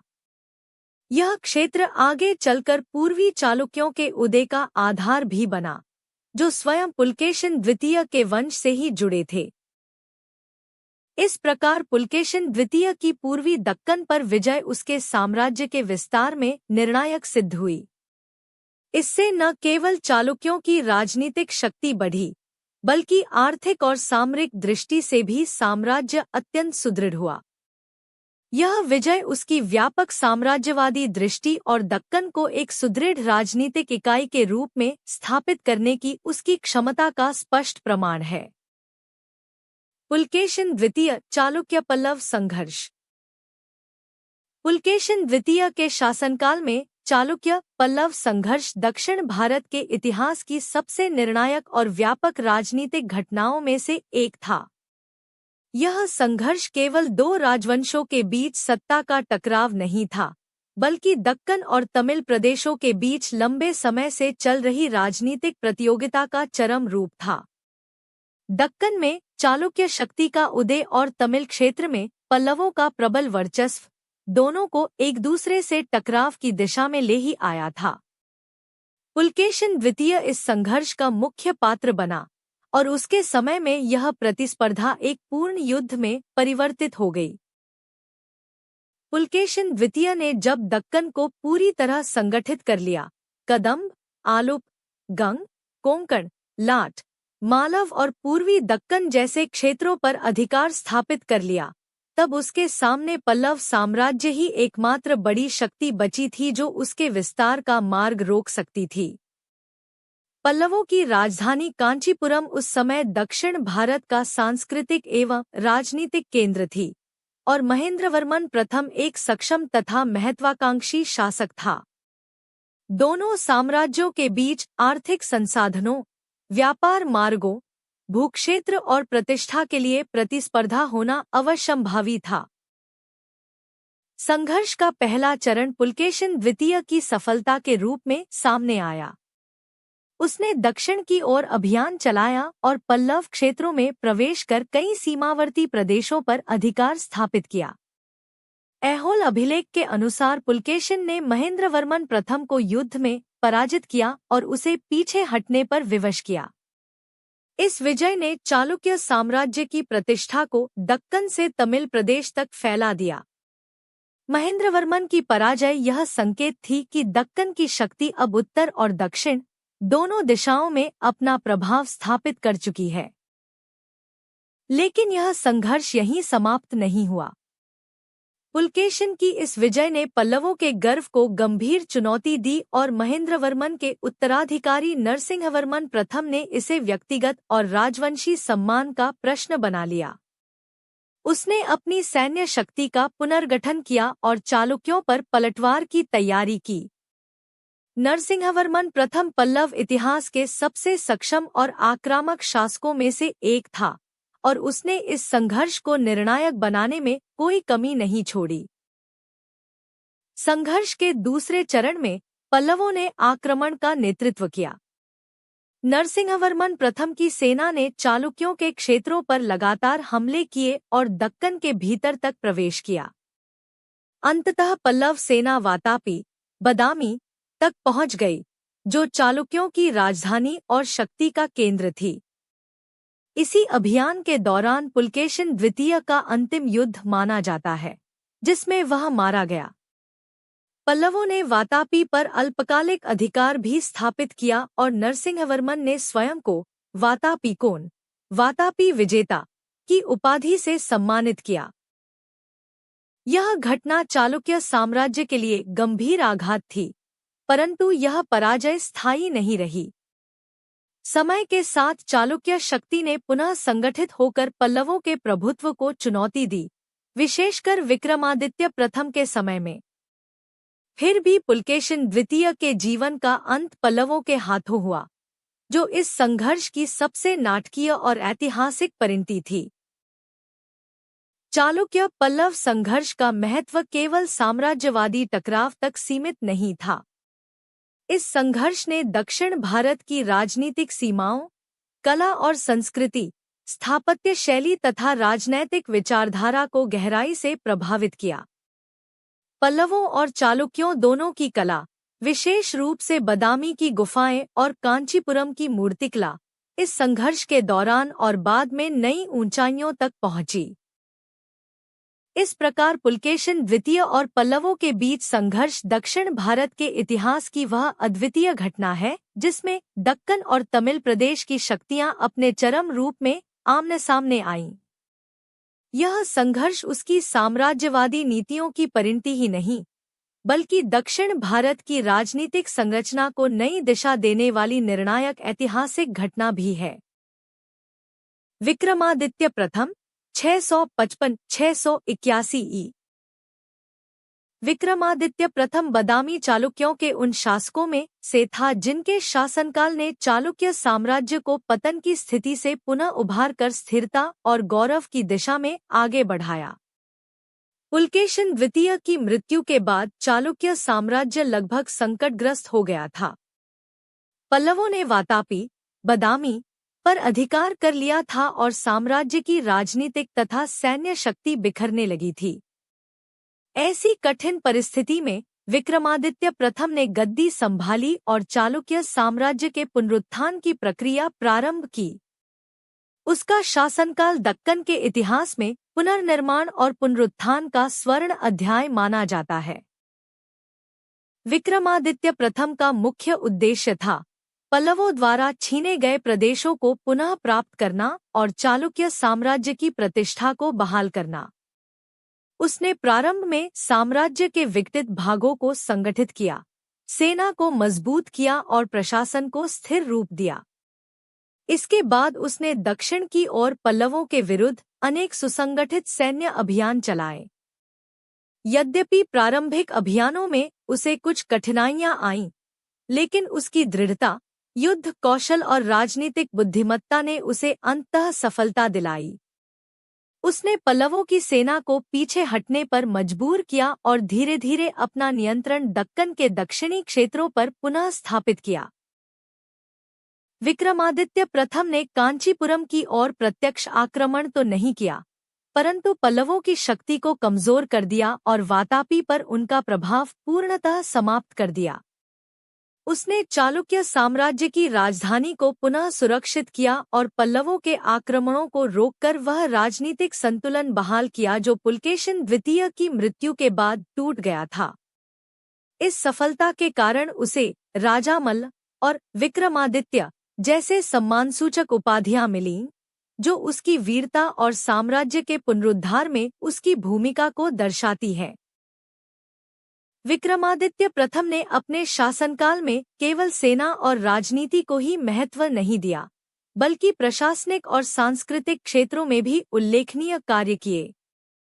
उसने मंदिरों के पुनर्निर्माण, दान प्रथा के विस्तार और चालुक्य कला परंपरा को पुनर्जीवित करने का प्रयास किया। इसी काल में बदामी, ऐहोल और पट्टडकल के मंदिर समूहों की मरम्मत तथा विस्तार किए गए, जो आज भी भारतीय स्थापत्य के श्रेष्ठ उदाहरण माने जाते हैं। उसने अपने पुत्रों, विशेषकर विन्यादित्य और विजयादित्य, के लिए एक स्थिर राजनीतिक आधार छोड़ा, जिस पर आगे चलकर चालुक्य साम्राज्य पुनः प्रबल हुआ और दक्कन की सत्ता का केंद्र बना। विक्रमादित्य की नीतियों ने चालुक्य साम्राज्य के भीतर प्रशासनिक सुरक्षा और राजनीतिक एकता को पुनर्जीवित किया, जिसने आने वाले काल में पल्लवों के विरुद्ध चालुक्यों की शक्ति को स्थिर बनाए रखा। इस प्रकार विक्रमादित्य प्रथम का शासनकाल चालुक्य इतिहास का पुनरुत्थान काल कहलाता है। उसने एक बिखरे हुए और कमजोर होते साम्राज्य को ठोस राजनीतिक आधार प्रदान किया, पल्लवों की चुनौती को नियंत्रित किया और दक्कन की शक्ति को फिर से दक्षिण भारत में प्रतिष्ठित किया। उसका शासन दक्कन को स्थिरता, संरक्षण और पुनर्जीवित गौरव प्रदान करने का एक महत्वपूर्ण अध्याय माना जाता है। विन्यादित्य 681-696 ई। विन्यादित्य बदामी चालुक्य वंश का वह शासक था जिसने अपने पिता विक्रमादित्य प्रथम द्वारा स्थापित स्थिरता और पुनरुत्थान की प्रक्रिया को आगे बढ़ाया। पुलकेशिन द्वितीय के पश्चात साम्राज्य जिस संकट में डूब गया था, उसे विक्रमादित्य प्रथम ने संभाला, पर यह कार्य विन्यादित्य के समय में स्थिर होकर एक नई दिशा प्राप्त करता है। उसके शासनकाल को चालुक्य इतिहास में शांति, सुधार और साम्राज्य की प्रतिष्ठा की पुनर्स्थापना का काल माना जाता है। विन्यादित्य के सिंहासनारूढ़ होने के समय चालुक्य साम्राज्य ने पल्लवों के प्रभुत्व को काफी हद तक नियंत्रित कर लिया था। फिर भी दक्षिण भारत में पल्लवों के साथ प्रतिस्पर्धा पूरी तरह समाप्त नहीं हुई थी। विन्यादित्य ने अपनी प्रारंभिक नीतियों में सैन्य शक्ति को व्यवस्थित करना तथा सीमाओं की रक्षा को मजबूत बनाना शामिल किया। उसने पल्लवों के साथ एक संतुलित और सतर्क नीति अपनाई, ताकि न तो साम्राज्य फिर से युद्ध के बोझ तले आए और न ही चालुक्य प्रतिष्ठा कमजोर पड़े। उसके इस संतुलन ने दक्कन में शांति और स्थिरता की परिस्थिति को मजबूती प्रदान की। विन्यादित्य के शासनकाल में चालुक्य साम्राज्य की प्रतिष्ठा अन्य दक्षिण भारतीय शक्तियों के बीच और अधिक बढ़ी। उसने अनेक पड़ोसी राज्यों और सामंत सरदारों को चालुक्य अधिकार के अंतर्गत बनाए रखा। विशेष रूप से गंग वंश, अलूप वंश तथा कदंबों के साथ उसके संबंध अपेक्षाकृत शांतिपूर्ण और स्थिर रहे। इन राज्यों ने विन्यादित्य के समय में चालुक्यों की अधीनता स्वीकार की और साम्राज्य के सहयोगी बने रहे। इससे चालुक्य सत्ता का दक्कन में प्रभाव और स्थिरता दोनों बढ़े। विन्यादित्य की सबसे महत्वपूर्ण विशेषता उसका प्रशासनिक कौशल था। उसने शासन व्यवस्था को व्यवस्थित करते हुए अधिकारियों की नियुक्ति, भूमिकर, प्रांत प्रबंधन और व्यापारिक मार्गों के संरक्षण को मजबूत किया। यही कारण है कि उसके शासनकाल में राज्य की आर्थिक स्थिति समृद्ध मानी जाती है। भूमिदान और मंदिर प्रदानों के कई अभिलेख उसके प्रशासनिक सुधारों और धार्मिक दाननीति का प्रमाण प्रस्तुत करते हैं। उसके काल में चालुक्य संस्कृति और स्थापत्य ने भी प्रगति जारी रखी। यद्यपि उसके नाम पर बड़े निर्माण कार्य कम दिखाई देते हैं, फिर भी कई मंदिरों और धार्मिक संस्थाओं को उसका संरक्षण मिला। उसके शासनकाल में ऐहोल, महाकूट और बदामी के कुछ मंदिरों का पुनर्निर्माण और दानपत्र जारी हुए, जो उसकी सांस्कृतिक रुचि और धार्मिक सहिष्णुता को दर्शाते हैं। विन्यादित्य का शासनकाल अपेक्षाकृत शांतिपूर्ण था, जो उसके प्रशासनिक कौशल और संतुलित विदेश नीति का परिणाम था। उसने वह वातावरण तैयार किया जिसके आधार पर उसके उत्तराधिकारी विजयादित्य ने साम्राज्य को और अधिक स्थिर तथा समृद्ध बनाया। विन्यादित्य ने चालुक्य इतिहास में एक ऐसे शासक का स्थान प्राप्त किया जिसने युद्ध की अराजकता से उभरे साम्राज्य को शांति, अनुशासन और संगठित प्रशासन प्रदान किया। इस प्रकार 681-696 ई का विन्यादित्य का शासनकाल चालुक्य साम्राज्य के पुनर्संयोजन, प्रतिष्ठा वृद्धि और स्थिरता का महत्वपूर्ण कालखंड माना जाता है। उसने दक्कन की राजनीति को संतुलन, शांति और सांस्कृतिक निरंतरता प्रदान की, जिससे चालुक्य साम्राज्य फिर से दक्षिण भारत की सुदृढ़ शक्ति के रूप में उभर सका।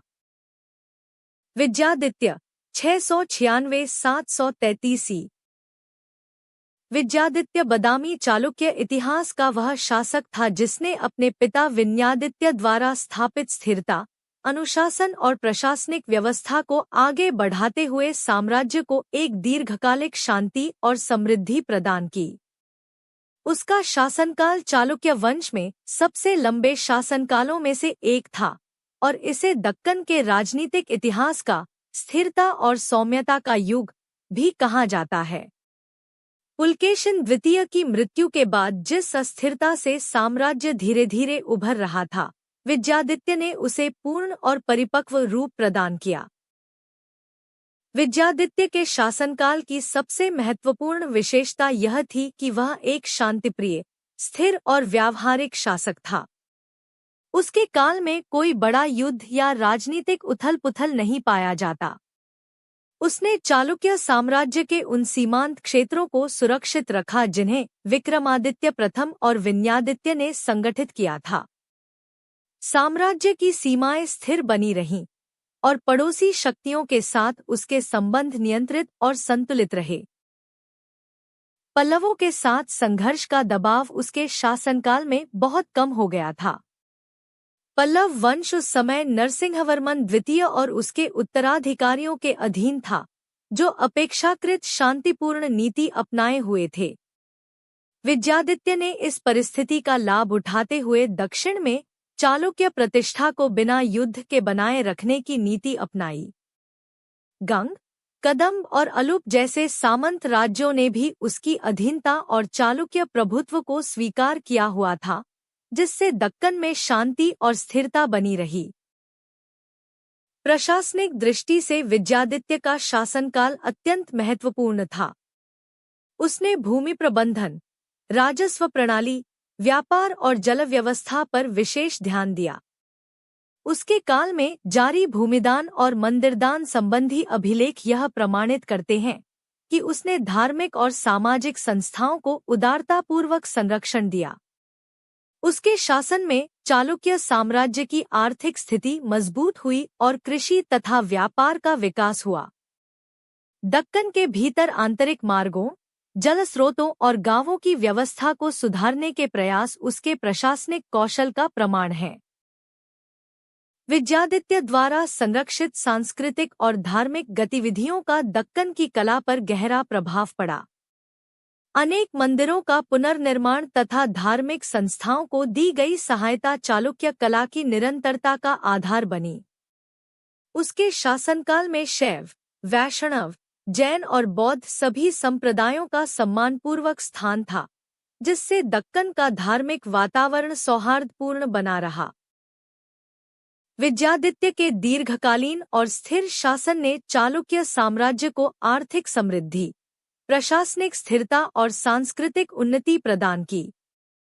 यह वही स्थिरता थी जिसके आधार पर उसके उत्तराधिकारी विक्रमादित्य द्वितीय जैसे शासकों को पल्लवों के विरुद्ध फिर से निर्णायक सैन्य अभियान चलाने का अवसर मिला। इस दृष्टि से विद्यादित्य का शासनकाल चालुक्यों की शक्ति को आंतरिक रूप से मजबूत बनाने वाली महत्वपूर्ण कड़ी माना जाता है। इस प्रकार 696-733 का विद्यादित्य का शासनकाल युद्ध और विस्तार के बजाय स्थिरता, सौम्यता, प्रशासनिक उत्कृष्टता और सांस्कृतिक संरक्षण का युग था। उसने चालुक्य साम्राज्य के भीतर शांति और संगठित शासन की ऐसी नींव तैयार की जो दक्कन के इतिहास में अत्यंत महत्वपूर्ण स्थान रखती है। विक्रमादित्य द्वितीय 733-747 विक्रमादित्य द्वितीय बदामी चालुक्य साम्राज्य के उन महान शासकों में से एक था जिसने न केवल अपने पूर्वजों द्वारा स्थापित स्थिरता को बनाए रखा, बल्कि चालुक्यों की प्रतिष्ठा को पुनः सर्वोच्च स्तर पर पहुंचाया। उसका शासनकाल सामरिक विजय, सांस्कृतिक उन्नति, पल्लवों पर निर्णायक प्रभाव और दक्कन की शक्ति के पुनरुत्थान का उत्कृष्ट काल माना जाता है। वह विजयादित्य का पुत्र था और एक समर्पित, दूरदर्शी तथा अत्यंत सक्षम शासक के रूप में प्रसिद्ध हुआ। विक्रमादित्य द्वितीय की सबसे उल्लेखनीय उपलब्धि थी पल्लव साम्राज्य पर उसकी निर्णायक विजय।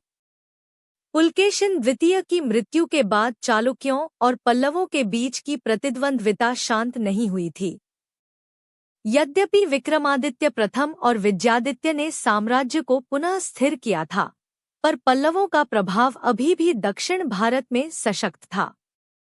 विक्रमादित्य द्वितीय ने सिंहासनारूढ़ होते ही दक्षिण की ओर अभियान चलाया और पल्लव क्षेत्रों में गहराई तक प्रवेश किया। उसने कांचीपुरम पर आक्रमण किया, पल्लवों के महत्वपूर्ण गढ़ों को पराजित किया और नरसिंहवर्मन द्वितीय को अपनी अधीनता स्वीकार करने पर मजबूर किया। इन अभियानों के बाद पल्लव शक्ति काफी कमजोर पड़ी और चालुक्यों की प्रतिष्ठा दक्षिण भारत में फिर से स्थापित हो गई। इन युद्धों की सबसे विशेष बात यह थी कि विक्रमादित्य द्वितीय एक अत्यंत रिफाइंड और कल्चर्ड विजेता था। उसने कांचीपुरम में प्रवेश किया, पर वहां के मंदिरों, कला, शिल्प और धार्मिक संस्थाओं को क्षति नहीं पहुंचाई, बल्कि उन्हें संरक्षण दिया। यह उसका धार्मिक और सांस्कृतिक सहिष्णुता का अद्भुत उदाहरण है, और यही नीति उसे दक्कन के अन्य विजेताओं से अलग करती है। उसने कांची के कैलाशनाथ मंदिर को दान दिया, जिसका उल्लेख अभिलेखों में मिलता है। यह घटना दक्षिण भारत की कला परंपरा के प्रति चालुक्य सम्राट के सम्मान का प्रमाण है। विक्रमादित्य द्वितीय ने पल्लवों को नियंत्रित करने के बाद दक्कन में अपने साम्राज्य को और सुदृढ़ किया। उसके काल में अलुप, गंग, कदम्ब और अन्य सामंत राज्यों ने चालुक्य शक्ति को पुनः सम्मानपूर्वक स्वीकार किया। उसने साम्राज्य की प्रशासनिक संरचना को व्यवस्थित किया, राजस्व व्यवस्था को मजबूत किया और सीमावर्ती क्षेत्रों में सुरक्षा व्यवस्था को सुदृढ़ किया। उसके शासनकाल में दक्कन में व्यापारिक मार्ग सुरक्षित हुए और साम्राज्य की आर्थिक स्थिति मजबूत बनी रही। संस्कृति और कला के विकास में भी विक्रमादित्य द्वितीय की भूमिका अत्यंत महत्वपूर्ण थी। उसी के काल में उसकी रानी लोकमहादेवी द्वारा पट्टडकल में प्रसिद्ध विरूपाक्ष मंदिर का निर्माण कराया गया, जो चालुक्य स्थापत्य का उत्कृष्ट उदाहरण और आज यूनेस्को विश्व धरोहर है।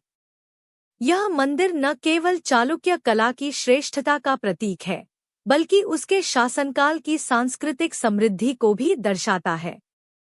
मंदिर के शिलालेखों में विक्रमादित्य द्वितीय की पल्लव विजय और साम्राज्य की प्रतिष्ठा का वर्णन मिलता है।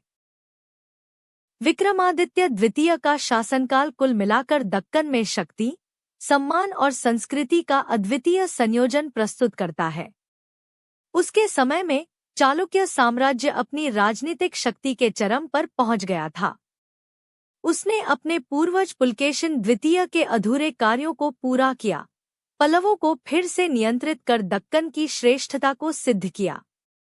उसके प्रशासनिक कुशलता, सैन्य कौशल और सांस्कृतिक संरक्षण ने चालुक्यों को दक्षिण भारत में पुनः सर्वोच्च स्थान दिलाया। इस प्रकार 733-747 का विक्रमादित्य द्वितीय का शासनकाल चालुक्य शक्ति के दूसरे स्वर्ण युग के रूप में देखा जाता है, एक ऐसा युग जिसने दक्कन के राजनीतिक संतुलन को दृढ़ किया, पल्लव प्रभाव को नियंत्रित किया और कला संस्कृति को नई ऊंचाइयों तक पहुंचाया। कीर्तिवर्मन द्वितीय 745-757। कीर्तिवर्मन द्वितीय बदामी चालुक्य वंश का अंतिम महत्वपूर्ण शासक था। उसका शासनकाल चालुक्य साम्राज्य के पतन, राजनीतिक संघर्ष, बाहरी आक्रमणों और आंतरिक दुर्बलता से घिरे एक संक्रमणकाल का प्रतीक है। यद्यपि वह अपने पूर्वजों पुलकेशिन द्वितीय, विक्रमादित्य प्रथम और विक्रमादित्य द्वितीय की महान परंपरा का उत्तराधिकारी था, लेकिन परिस्थितियां उसके पक्ष में नहीं थी। उसके शासनकाल में चालुक्य साम्राज्य धीरे धीरे कमजोर होता गया और अंततः उसका पतन भी इसी काल में निश्चित हुआ। कीर्तिवर्मन द्वितीय जब सिंहासन पर बैठा, तब चालुक्य साम्राज्य बाहरी दबावों और आंतरिक सामंतों की महत्वाकांक्षाओं से जूझ रहा था। पल्लव साम्राज्य, जिसकी शक्ति विक्रमादित्य द्वितीय ने काफी कमजोर कर दी थी, फिर से संगठित होने लगा था।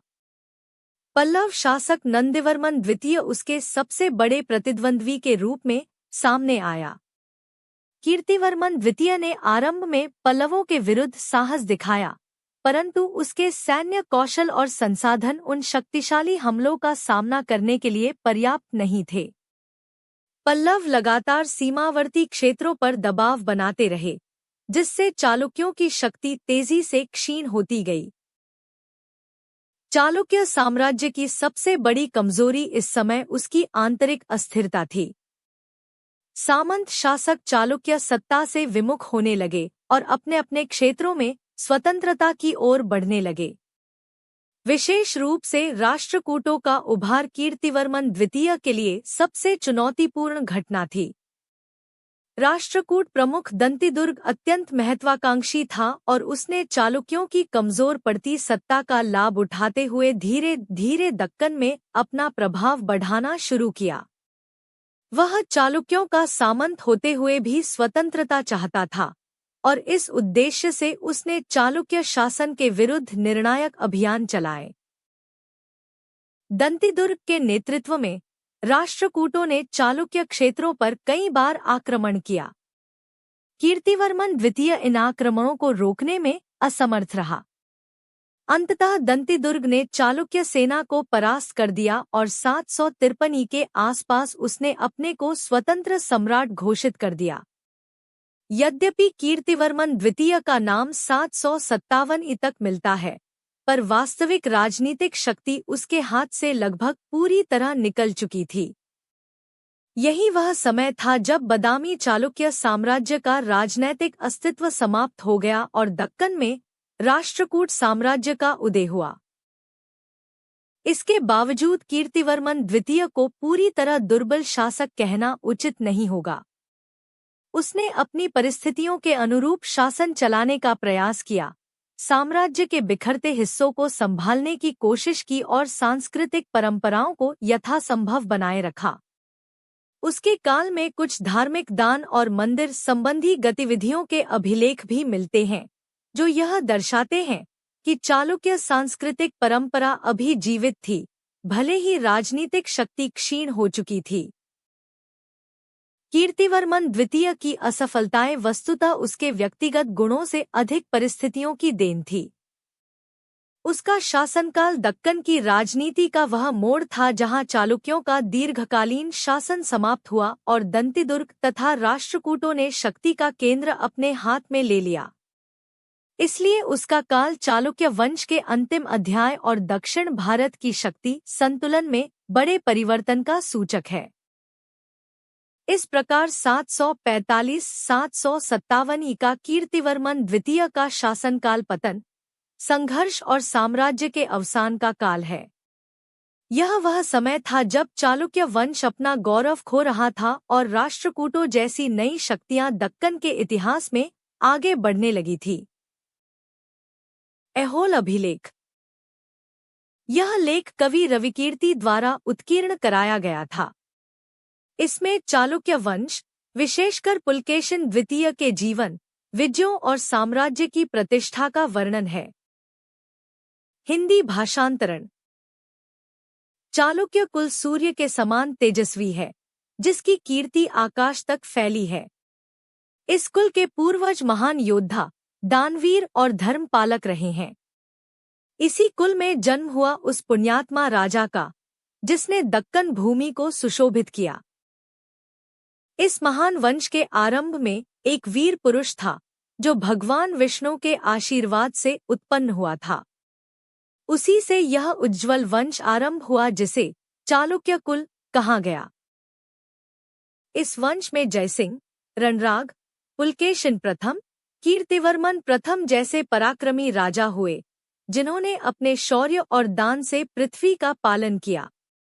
कीर्तिवर्मन के पश्चात उनका पुत्र पुलकेशिन द्वितीय, जो सिंह के समान पराक्रमी था, राज्य का स्वामी बना। उसने अपने चाचा मंगलेश को परास्त कर राज्याधिकार प्राप्त किया और समस्त दक्कन पर अपना आधिपत्य स्थापित किया। राजा पुलकेशिन द्वितीय की कीर्ति चारों दिशाओं में फैल गई। उसकी भुजाएं शत्रुओं के लिए वज्र के समान थी। उसने कदम्ब, गंग, आलोप तथा कोंकण के शासकों को अपने प्रताप से झुका दिया। लाट, मालव और गुर्जर प्रदेश उसके पराक्रम से जीत लिए गए और वे चालुक्यों के अधिकार में आ गए। उत्तर भारत के महान सम्राट हर्ष ने जब नर्मदा पार कर दक्षिण की ओर बढ़ने का प्रयास किया, तब पुलकेशिन द्वितीय ने नर्मदा तट पर ही उसे रोक दिया। वह दक्कन की सीमा से आगे न बढ़ सका। यह विजय दक्कन की स्वतंत्रता और चालुक्य साम्राज्य के गर्व का सर्वोच्च प्रमाण थी। दक्षिण दिशा में उसने पल्लवों के राजा महेंद्रवर्मन को भी युद्ध में परास्त किया और उसके अनेक प्रदेशों पर अधिकार स्थापित किया। राजा का राज्य उत्तर में नर्मदा से लेकर दक्षिण में कावेरी की दिशा तक फैला हुआ था और उसकी कीर्ति समुद्र की लहरों की भांति सभी दिशाओं में फैलती रही। राज्य में शांति, न्याय और संपन्नता थी। धर्म, कला और शिक्षा का विकास हुआ। अनेक मंदिरों, दानों और निर्माणों से उसका यश अमर हो गया।